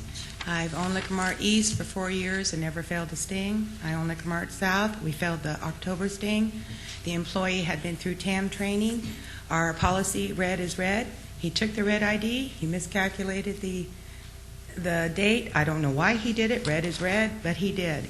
This is the first sting we've ever failed. We fired the employee. Everyone has been through TAM training. We are there as much as we can be, 6 days a week, 24 hours a day, as much as we can do. But he knew red was red. He still took the ID. He still sold it to him. I'm just saying that we try our hardest. We do our best. I have 3 children, 19, 17, and 13. I do not want them to be able to buy alcohol. So we do everything that I can do. And I'm still trying even more to do. In our store, we have posted all over, red is red, don't even try. And that's all I have. Thank you. Kermit? Yeah, I should have asked this question. If I could ask you a question. Would you come back, please? Thank you. I should have asked this question of everybody else, but I'll go ahead and ask of you. Was this a new employee? Brand new employee. Even though he had worked in Vermilion and had TAM training with them and with us, he still took the red ID. He checked it. He thought he said it 86, even though it said 89. Our deal is still red is red. He was fired 15 minutes later. I have no excuse for that employee. Well, I don't want to make excuses, and I'm not saying this was true in your this particular case, but sometimes people are dyslexic sometimes. And, Absolutely. You get the numbers. And that's why our deal is red is red. Yes, and right. No matter what. That's a good policy, though. Yeah. Thank you. Anybody? Yeah, thank you. Others that wish to address?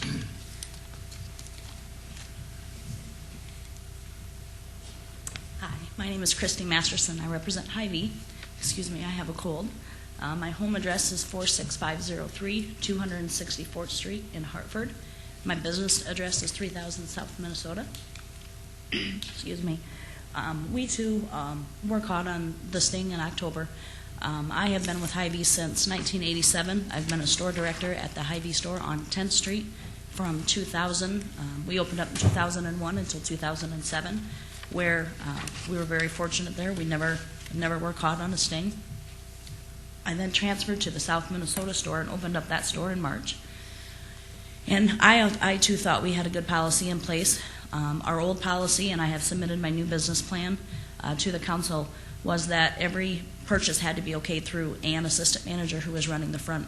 In my opinion, the assistant managers have a career with Hy-Vee. They have a route that they want to go with Hy-Vee. The 16-year-old cashier does not. So it was our policy then that they had to give the verbal approval for the purchase. Well, I decided that wasn't good enough. We made it official a week after this happened, as soon as we got the statistics in place to be able to do this, to where now the manager has to come over and not only enter a password, or they have to enter a set of numbers and then also a password. So it's not just yep, they're okay. That's not good enough anymore. I'm a little bit different. The employee that was caught, of all the times that I lay awake at night, worrying about this, I always thought it would be a 16-year-old cashier on our front end.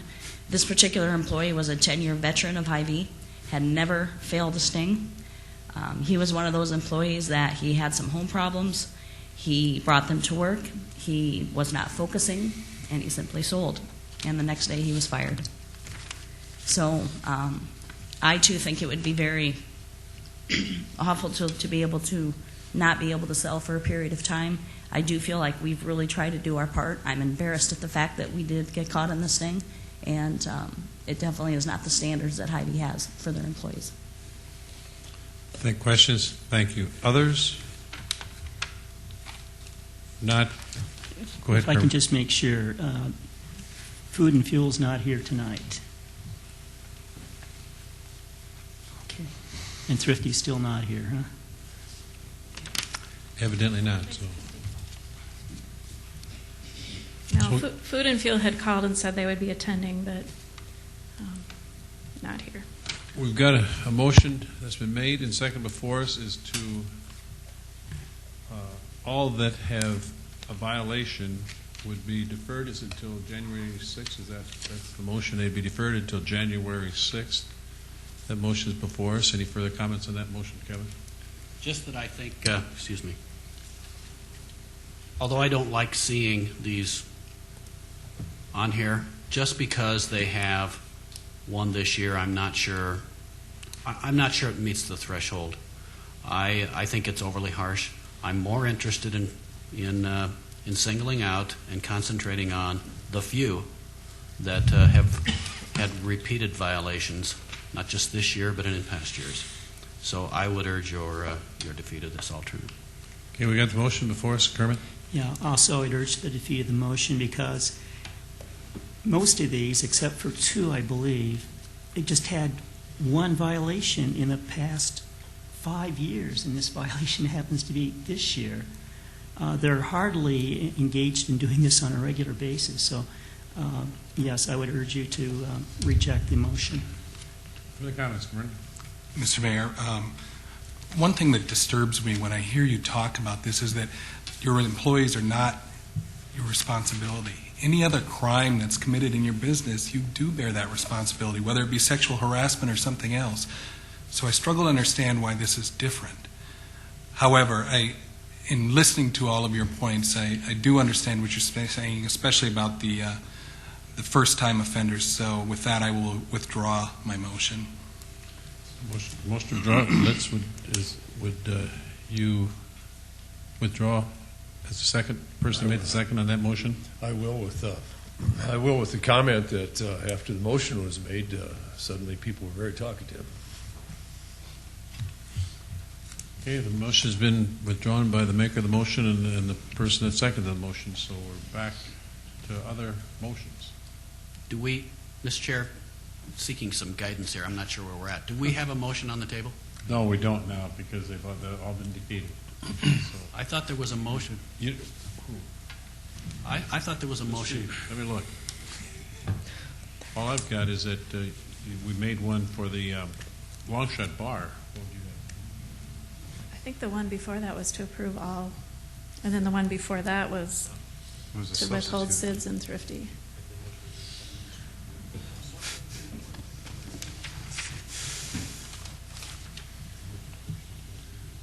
Mr. Chair? Go ahead. I would move that we approve all the applicants, the remaining applicants, with the exception of Thrifty Smoke Shop and Sid's Liquor. Okay, Thrifty Smoke and Sid's, and then would that would just be permanent, or would you come back on the 6th, or? No, I'm requesting that we approve all of them except those two. But those two would just be, they're just gone. We'll get to them after we take this motion. We got a motion made to approve them all except Thrifty Smoke and SIDS. Is there a second to that motion? Second. Brown seconds. Further comments on that motion? Mr. Chair. Let's go here and I'll come back. Excuse me. Go ahead. Go ahead. You're maker of the motion. Go ahead. Just to clarify, my point is to get all of these non-controversial ones, I hope, out of the way, and now we're down to 2, and then we can discuss those. And that was going to be my question. We will consider the other 2 then. That would be my intent. Okay. Okay, we got a motion been made and seconded to approve them all except Thrifty Smoke and SIDS. Further comments? Not all in favor of the motion will vote yes. Those opposed vote no. Council members Litz. Yes. Staggers. Yes. Benega. Yes. Brown. Yes. Costello. Yes. Jameson. Yes. Kavanaugh. Yes. All members present voted, 7 yes and 1 excused. That motion has passed. Further comments? We're done. Do you have any motions on Thrifty and SIDS? Don't look to me. I'm just curious what happens then now. So we don't do any actions on the other 2. Then can they come back and reapply at some time, or what's their process? They would have to reapply prior to 12/31, and if How they do that? I guess they have already applied, and we haven't officially denied them. This, because we're dealing with property rights, the owners are entitled to due process. I think the case law is very clear. Certainly you can consider all of the arguments, but you have to give them the right to defend themselves, and you do have to make a decision. Ultimately, that's what due process is. I think Thrifty Smoke Shop, who didn't bother to appear, certainly could be deferred or denied, whatever you wish. SIDS Liquor, if you're thinking of something other than denial, I would suggest that you delay the hearing with specific direction that there's going to be an evidentiary hearing at some later date where the council is seriously going to consider revoking or not renewing the license. Mr. Chairman, I thought having notice and this forum this evening was due process.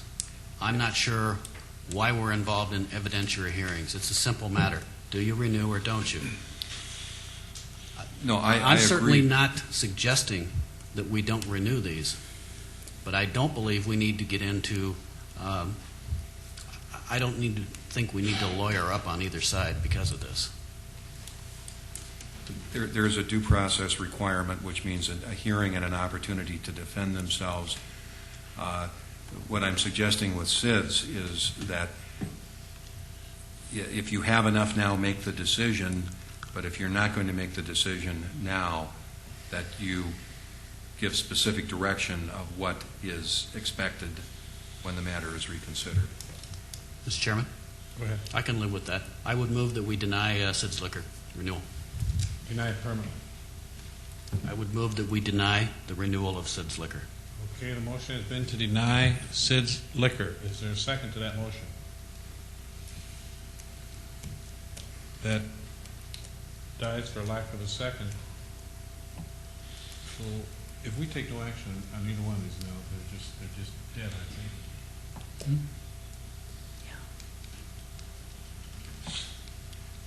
I honestly believe that the council must take actions on these because the licenses need a decision on renewal or non-renewal. But by not taking any action, are they just sitting in limbo, or have we taken action by our silence? No, they're on the agenda. I believe the council has to take action, either defer them or deny them. There has to be final disposition. Yes. Defer, deny, or defer it. Yeah, defer them. Go ahead. I'll try again. I move that we deny the application for renewal for Thrifty Smoke Shop. Motion to deny the renewal for Thrifty Smoke Shop. That motion has been made. Is there a second to that motion?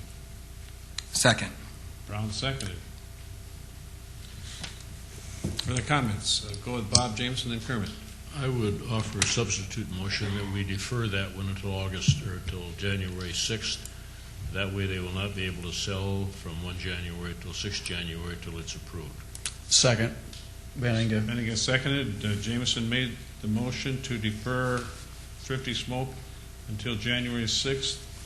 Benninga seconded. Further comments on that motion? Point of order, does that replace the previous motion? That's the motion before you now. That's the substitute motion that's before you. Further comments? Not all in favor of the motion to defer Thrifty Smoke Shop until January 2nd will vote yes. Those Six. opposed will vote no. I think January 6th, January correct? 6th. Monday the 6th. Mm-hmm. Yeah. All call the roll. Council members Litz. Yes. Staggers. No. Benega. Yes. Brown. Yes. Costello. Yes. Jameson. Yes. Kavanaugh. Yes. All members present voted 6 yes, 1 no, and 1 excused. Mr. Chairman? Yes. Point of order. The motion was for January 6th. I think that's an error. It should be January 7th. Do we need to restate that motion? Shoot. Oh, Is that I just clarified for the 7? Monday. I thought it was the 6th. I'm sorry. Thank you. okay? That's okay with the maker and the second of the motion. Thank you for that, Kevin. Thank you. Now we're back to SIDS. Move for approval, Jameson. Second. Benninga. Jameson moved to approve, seconded by Benninga. Further comments on that motion? Go ahead, Pat. Gary, can you tell us where the state, what do they do with this now? I mean, obviously they've been, I presume, fined and have been closed for a certain amount of time. Where does this go with the state?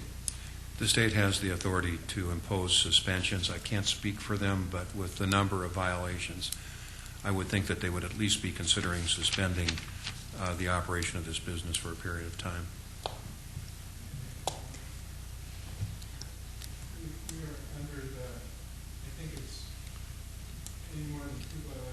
Could you come, if you got a question, you got something, would you have to come up to this podium, please? Yeah, I think what he's trying to say is you need to have 3 violations within 24 months to warrant a suspension. And we'll see if that's what, is that what you were going to say? Yes. Okay. And he's had 2 within 24 months, so that would not warrant a suspension. Thrifty Smoke Shop, on the other hand, if they're found guilty, will be suspended. Okay, we've got the motion before us to approve. Mr. Chair? Go ahead. Just a question for Lawyer, just to follow Mhm. up. These suspensions are generally for a period, they're not permanent. No, they're generally for 14 days. All right. Okay, we got a motion before us to approve SIDS. Is there further comments on that motion? The motion been made and seconded. If not, all in favor of the motion to approve SIDS will vote yes. Those opposed vote no. Council members Litz. No. Staggers. Yes. Benega. Yes. Brown. No. Costello. Yes. Jameson. Yes. Kavanaugh. No. That motion has been approved 4 yes and 3 no and 1 excused. So that has been approved. Okay. Pardon? May I make a comment, please? Quickly. Quickly, we're moving on. I feel bad that I'm not representing my father-in-law well, but as you know, he's been in business. We talked about since 2003, but he's been in business for 60 years and is 93 years old. That's what I'm doing up here, is helping him out. He was in ill health in 2003, and that problem is corrected. Okay. And I thank you for approving. Thank you. Item number 15. Mr. Chair? Yes. I'd like to request a 5-minute recess. You may do so. We will have a 5-minute recess.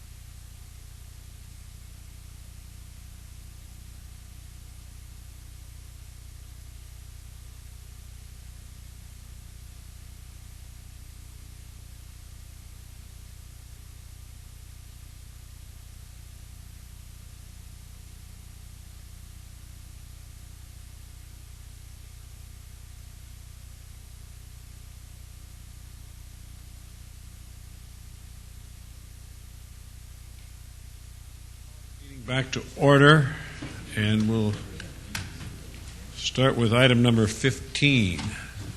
Second reading, an ordinance of the City of Sioux Falls, South Dakota, giving approval to the issuance and sale of tax increment revenue bonds in an aggregate amount not to exceed $2,300,000 to finance tax increment number 5 project costs, authorizing and appropriating the use of funds from the tax increment number 5 construction fund, authorizing the indenture of trust and execution of related documents. Good evening, Erica Beck with the City Planning Department. This presentation is in reference to the second reading for the issuance and sale of TIF 5 bonds, which TIF 5, just as a reminder, is Sharapa Place. TIF 5 was approved by the City Council in early 2005 with an amendment to the plan in early 2006. Within the project plan, the city and the developer proposed funding specific improvements through the issuance of TIF bonds. Just as a reminder, this site plan that's on the screen in front of you shows the project development and what it consists of. The first building being Sharapa Place, which you can see outlined on the site plan, as well as an additional building just to the left of Sharapa Place along the riverfront.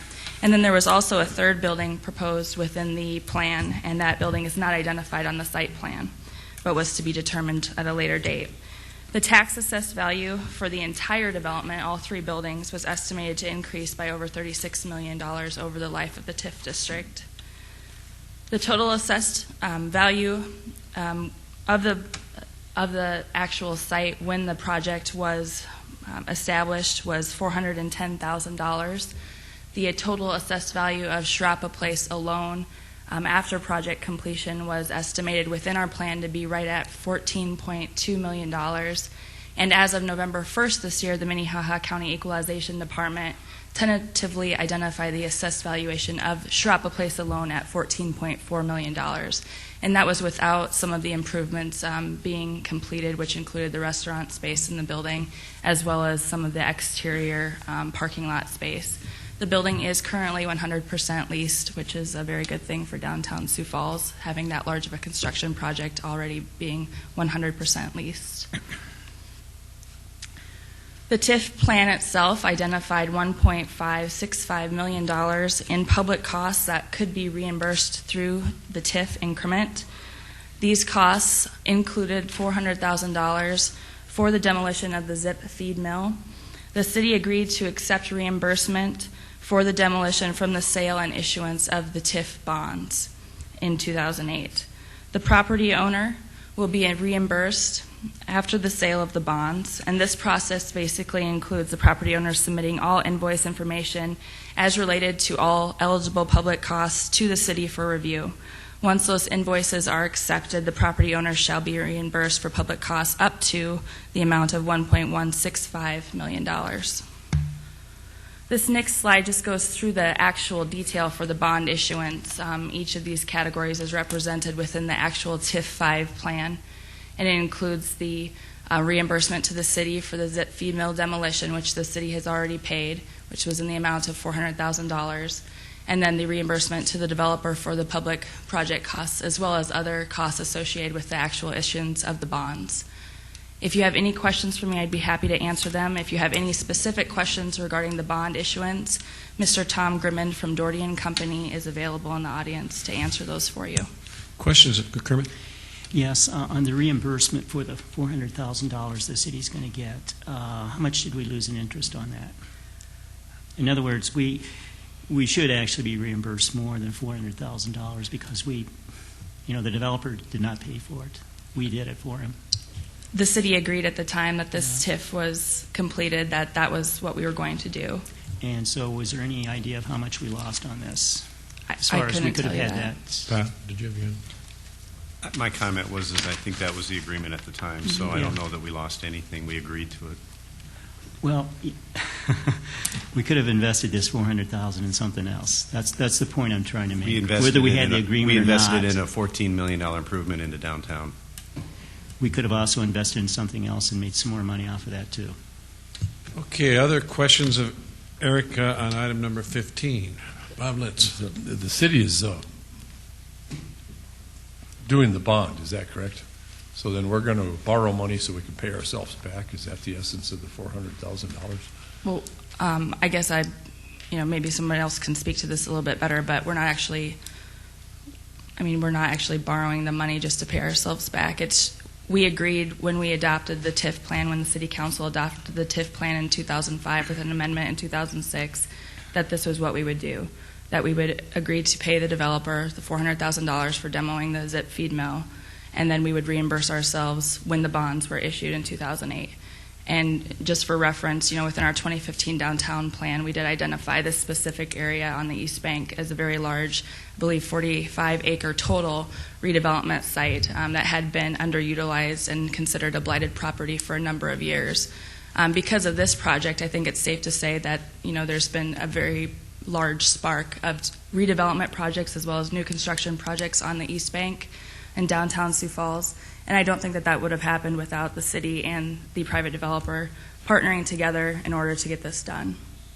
So I do think, obviously there are some costs associated with these types of developments, but in the end, I think it serves everyone to the better. If you look at the assessed valuation ratio, when we formed this TIF district, the assessed valuation for this geographic area was $410,000. It's already up to $14.2 million. It definitely wouldn't have happened without the demolition of that building and the new construction that has occurred so far. And that, again, is without the 2 additional buildings that the property owner has intentions to construct on the site. Bob Jameson. Erica, the unfinished space or the finish out of the bank and the restaurant will increase the property value taxation-wise, right? Yes. Further questions of Erica on item number 15? Others that wish to address the council on item number 15? Move for approval, Benninga. Benninga moved. Is there a second? Second, Costello. Costello seconded. Further comments on that motion? Seeing no further comments, all in favor of the motion will vote yes. Those opposed, vote no. Council members Litz? Yes. Staggers? Yes. Benega? Yes. Brown? Yes. Costello? Yes. Jameson? Yes. Kavanaugh? Yes. All members present have voted 7 yes, 1 excused. Item 15 has been approved. Item 16.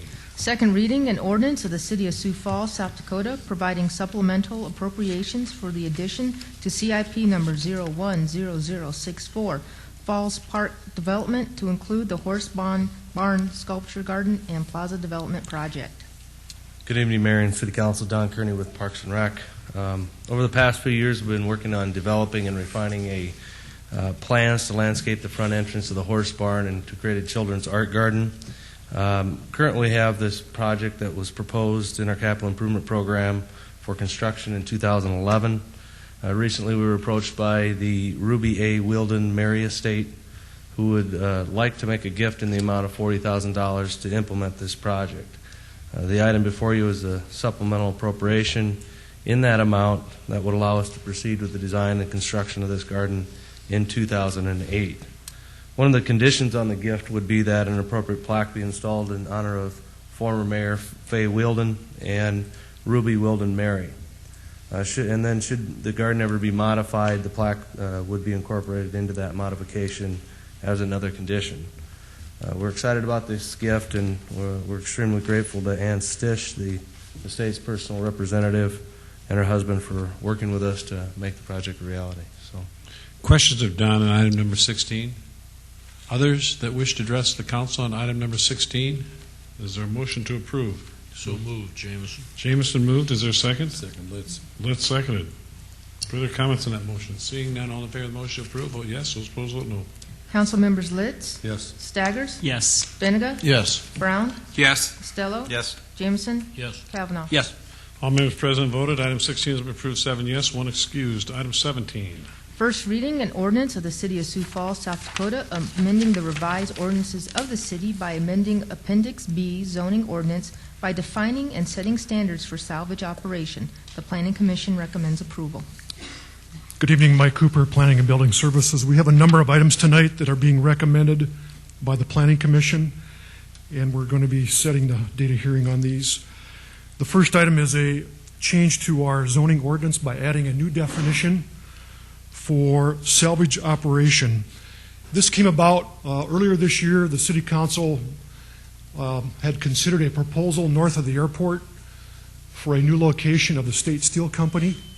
That subsequently was withdrawn, but during that discussion and review, we looked at our ordinances, and it really didn't fit the definition of a junkyard or a recycling processing facility. So as a result of that, we are still working with that company to find them a new location, either within the city limits of Sioux Falls or somewhere adjacent to the city. And through those discussions, we've come up with this new definition that better fits what they are doing.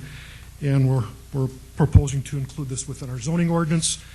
This would be a conditional use in the I-1 and the I-2 industrial zoning districts. Questions of Mike on item number 17?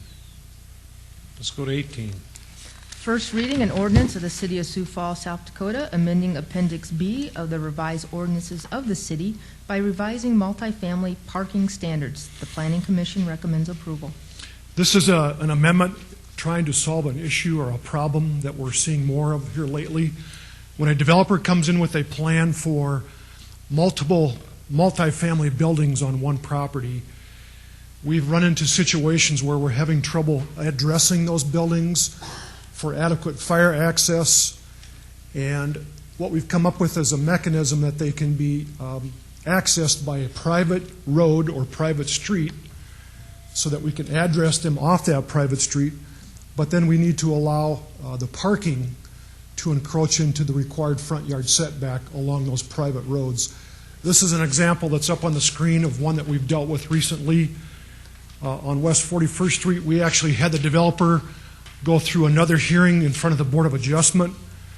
But since we're seeing more of these types of developments, we thought that this was a better fix, was to actually amend the ordinance so that in the RA1 district, where you have more than one multifamily building within a property, that this type of private street and addressing system would be allowed.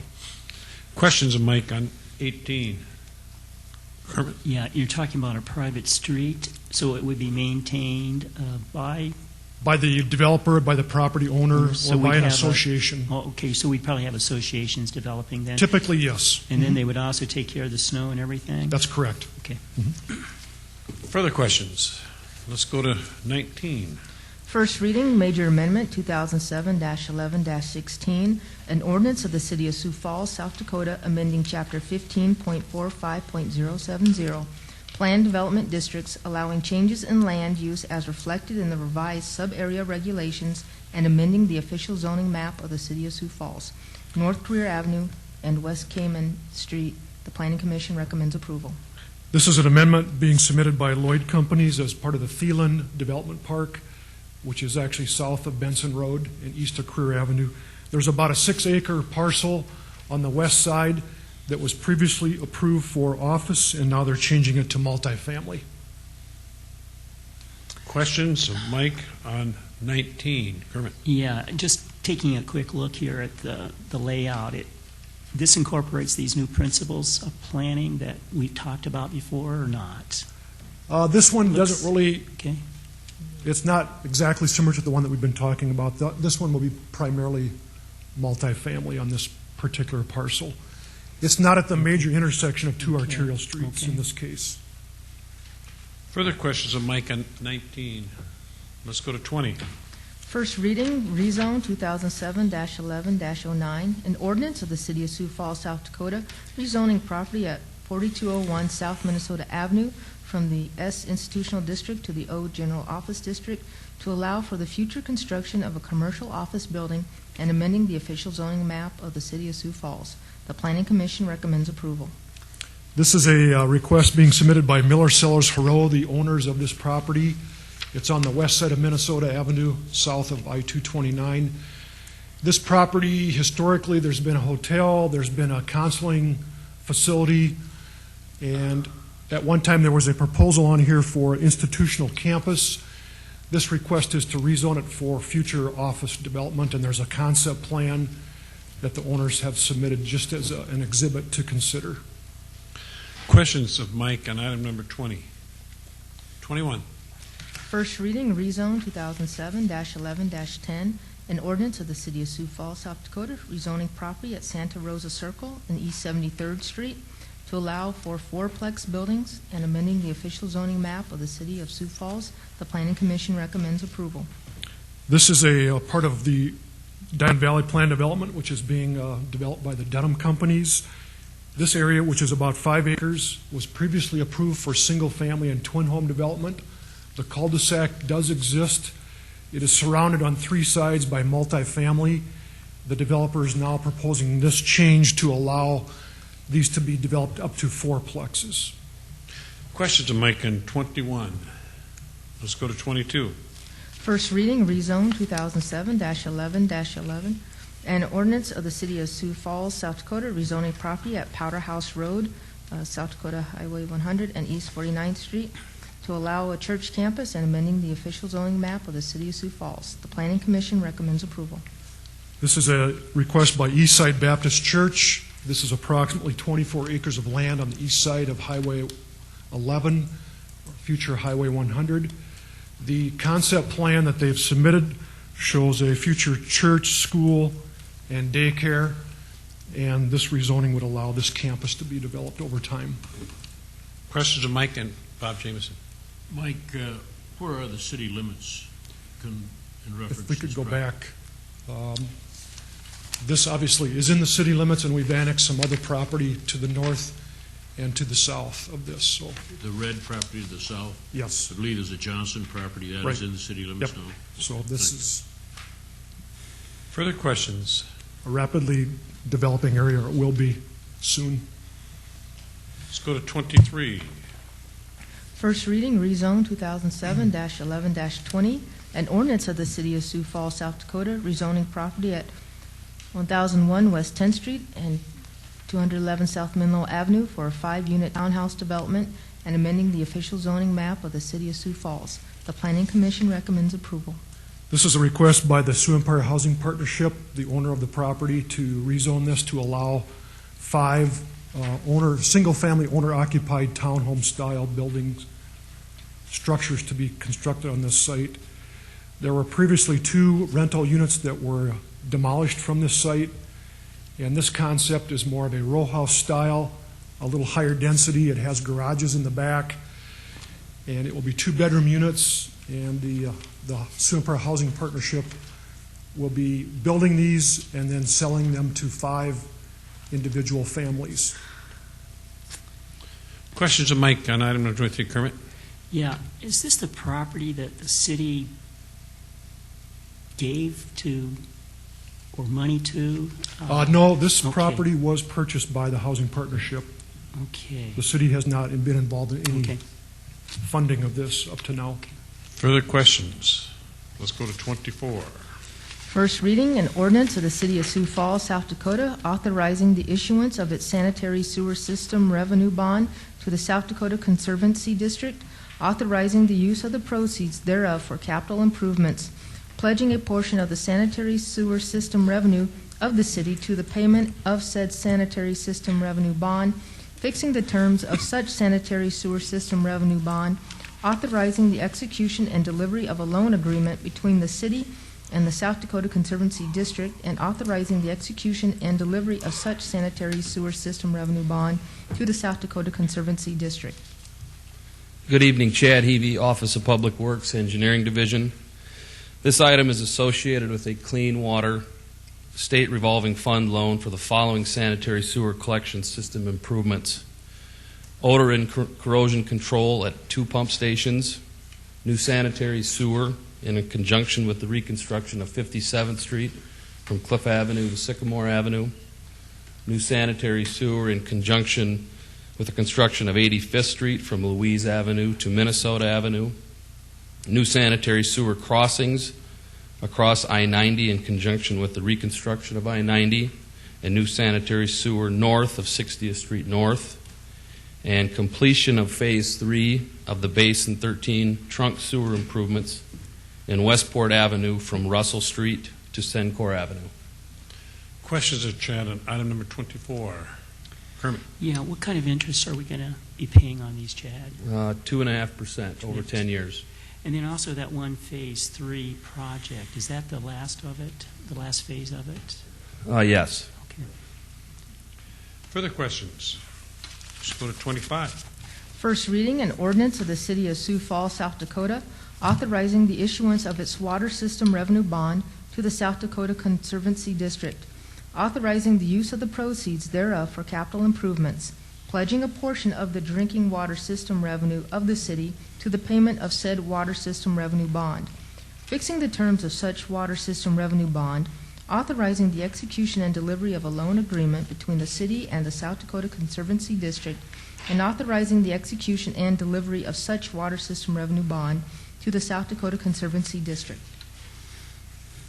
This item is associated with a drinking water state revolving fund loan for the Well 69 improvement project that was discussed during the informational.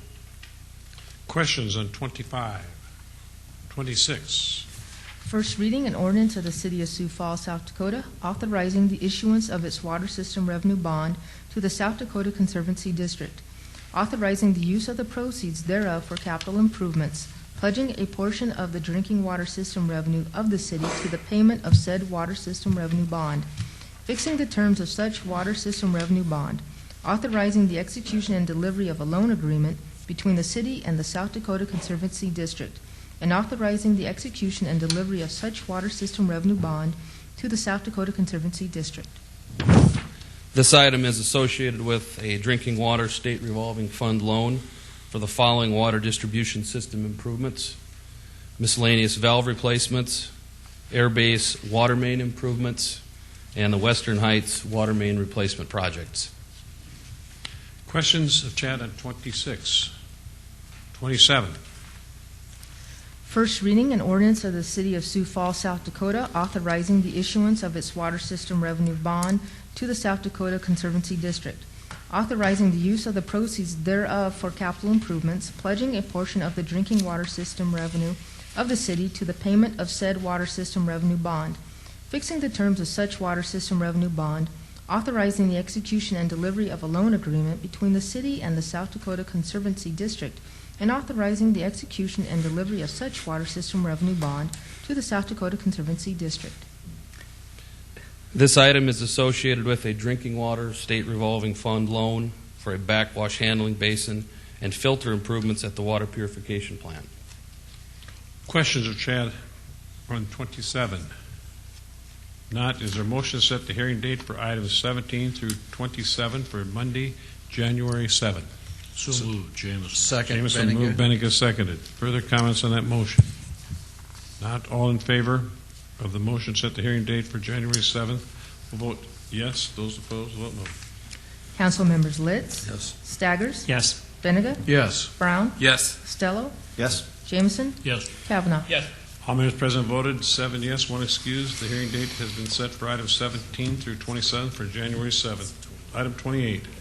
First reading, an ordinance of the City of Sioux Falls, South Dakota, amending Appendix F, 2006 Joint Zoning Regulations for Lincoln County and the City of Sioux Falls by revising joint zoning fees.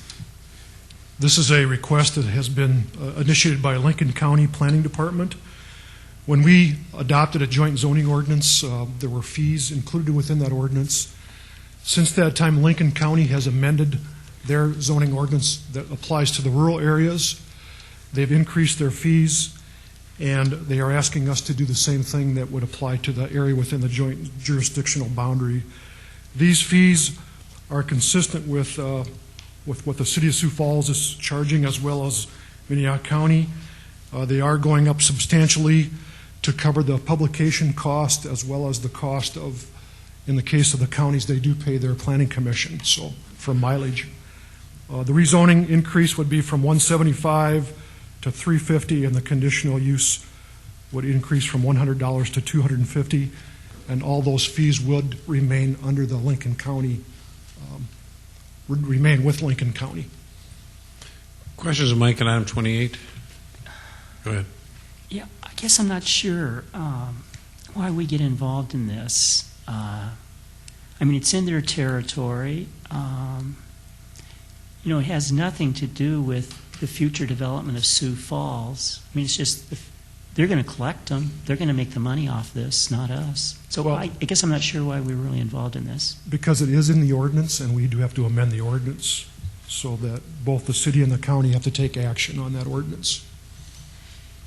If I could ask one more question. Sure. Are they going to come up here now for this? We're always going down there. I'm not the one that can answer that, I don't think, but. Bob Litz. Mike, I'm looking at the 250, 22.08 Board of Adjustment. Yes. And, you know, it goes from $50 to $250. What's the rationale behind that? I mean, I know a lot of folks that go there, they're not made of big money. They're just looking for a change. That.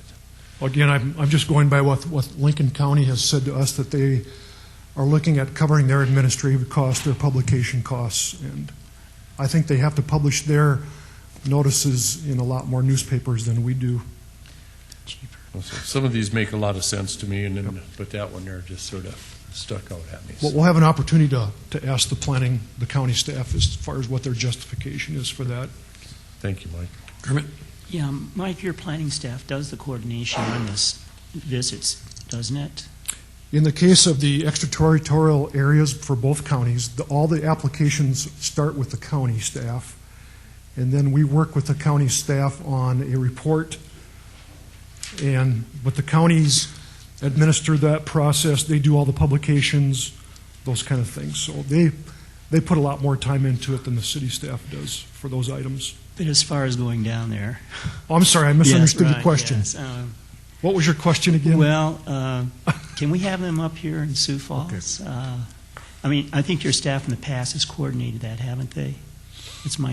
Jeff was doing that a lot. Well, I think this would only be the second time that we've met with them since we adopted the ordinance. Well, three times, I think. Happy Hasn't Has it? it been that many? Okay. Yeah. But doesn't include Harrisburg. We'll have to carpool or something. we can put the request in. Maybe we can do that, so we'll see what happens. Further questions on item 28? If not, is there a motion at the hearing date for January 28th for item 28? Move for approval, Jamison. Jamison moved. Is there a second? Second, Litz. Litz seconded. We might gently encourage them to come visit us. Okay, motion been made, second to set the hearing date for January 28th for item 28. All in favor of that motion will vote yes. Those opposed, no. Council members Litz. Yes. Staggers. Yes. Benega. Yes. Brown. Yes. Costello. Yes. Jameson. Yes. Kavanaugh. Yes. All members present voted 7 yes, 1 excused. The hearing date has been set for January 28th. Item 29. A resolution amending the 2008-2012 capital program by changing the description of CIP number 010064, Falls Park Development, to add the Horse Barn Sculpture Garden and Plaza Development Project. Good evening, Mayor and Council. Don Kearney with Parks and Rec. This item is related to item 16 with these that you previously took action on. This resolution would amend the capital plan to allow us to proceed with this project in 2008 versus 2011 where it's currently programmed. Questions of Don on item number 29. Move to approve, Brown. Brown moved. Is there a second? Second, Benninger. Benega seconded. Further comments? Seeing none, all in favor of the motion to approve, vote yes. Those opposed, vote no. Council members Litz.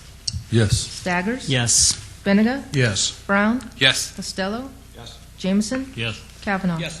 All members present voted. Item 30 has been approved, 7 yes, 1 excused. Or item 29. Now we're on item 31. A resolution establishing the Sioux Falls City Council's priorities for the 2008 state legislative session.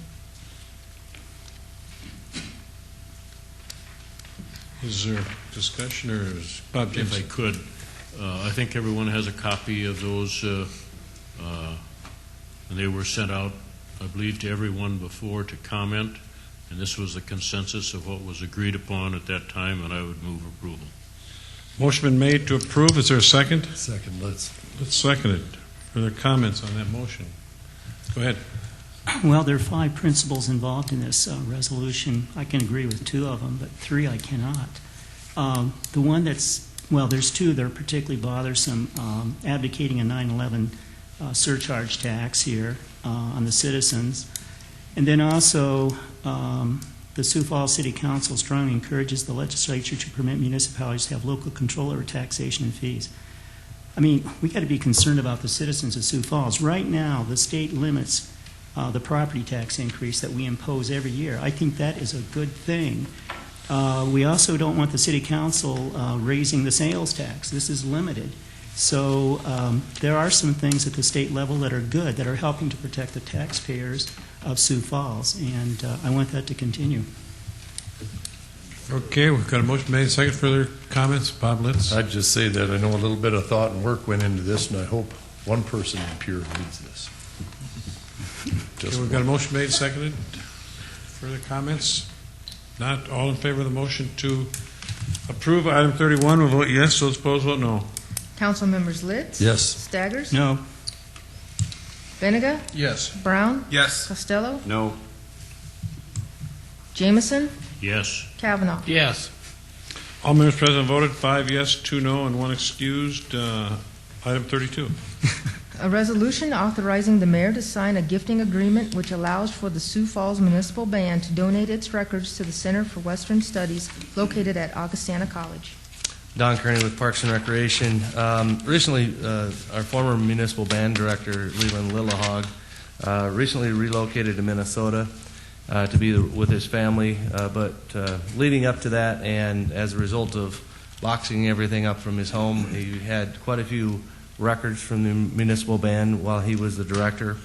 And he felt that it would be appropriate to have those placed at the Center for Western Studies so that the general public could do research on the municipal band and also just have it available, like the videotapes and audio tapes of the band, programs, minutes of the band meetings from previous years. And a lot of these documents go way back into the early part of the band's history. We've kind of erred on the side of caution and decided that it's best to treat these records as official records of the municipal band. And the city attorney's office has drafted this agreement with that in mind. We've worked with Harry Thompson for the Center for Western Studies on this agreement, and they've approved the agreement. And then the Parks and Recreation Board has also reviewed and recommends approval of this agreement by the City Council. Questions of Don on item 32? Others wish to address the council on item number 32. Is there a motion by the council? Move to approve. Litz. Litz moved. Is there a second? Second, Jameson. Jameson seconded. Further comments? Seeing none, all in favor of the motion to approve will vote yes, those opposed vote no. Council members Litz? Yes. Staggers? Yes. Benega? Yes. Brown? Yes. Costello? Yes. Jameson? Yes. Kavanaugh? Yes. All members present voted 7 yes, 1 excused. Item 32 has been approved. Item 33. Preliminary Subdivision Plan 2007-11-15 Briarwood Estates addition to the city of Sioux Falls, Lincoln County, South Dakota. Southeast corner of South Sycamore Avenue and East 57th Street to develop agricultural land into single-family residential, multifamily office, and commercial lots. The Planning Commission recommends approval. This is a preliminary plan that's been submitted by Ronning Companies, south of 57th Street, east of Sycamore Avenue. And the initial plan, which included about 109 acres, extended all the way down to 69th Street. In working with the developer, the consulting engineer, and city staff, we've determined that only a portion of this can be sewered at this time. So the developer has put this into phases, and what we're asking you to approve tonight would be phases 1 through 5, which extends just slightly more than a half a mile south of 57th Street. The balance of this development would be sewered at a future date when we have additional infrastructure in place. And the developer has agreed to only include phases 1 through 5. As stated in the agenda, this does include at the north end future commercial multifamily. There'll be significant drainage facilities up in the north end, but the balance of this development will be primarily single-family residential. Questions of Mike on item 33? Bob, let's say, Mike, when we worked out the Tom's Vurick thing out there on 69th and Southeastern, and that sewer went through, is this piece of property serviced by that sewer as well, or was that something else? This is sewered by the east side lift station, but it's a separate line. It's a separate line. Okay, that's what I thought. Thank you, Mike. Kermit? Was there any conversation about letting the developer just put the sewer in? The developer will be installing the sewer for phases 1 through 5, yes. With the remaining parts of the development? The remaining portion at this time would require a lift station, which we have a policy that does not allow. I thought, so we have a policy that does not allow lift stations? The city council has approved that policy, yes. Oh, I thought it was the other way around. I thought we approved a policy that was very restrictive, did allow lift stations. Further questions on item number 33? Bob Litz. Just a comment, actually, Mr. Point was one of the advocates for not allowing the lift stations. Yeah. Further questions of Mike? Others who wish to address council, item number 33. Yeah, just to clarify, the city council has adopted a policy on lift stations, but this particular area does not fit that policy. It does not comply with that policy that you've adopted. Is there a motion to approve? So moved. Jameson. Jameson moved. Who second? Kavanaugh. Kavanaugh seconded. Further comments? Seeing none, all in favor of the motion to approve, vote yes. Those opposed, vote no. Council members Litz. Yes. Staggers. Yes. Benega. Yes. Brown. Yes. Costello. Yes. Jameson. Yes. Kavanaugh. Item 33 has been approved, 7 yes, 1 excused. Is there a motion to adjourn? So moved. Litz. Litz and Benega seconded. All in favor, vote yes. Opposed, no. Council members Litz. Yes. Staggers. Yes. Benega. Yes. Brown. Yes. Costello. Jameson. Yes. Kavanaugh. 6 yes, 1 no.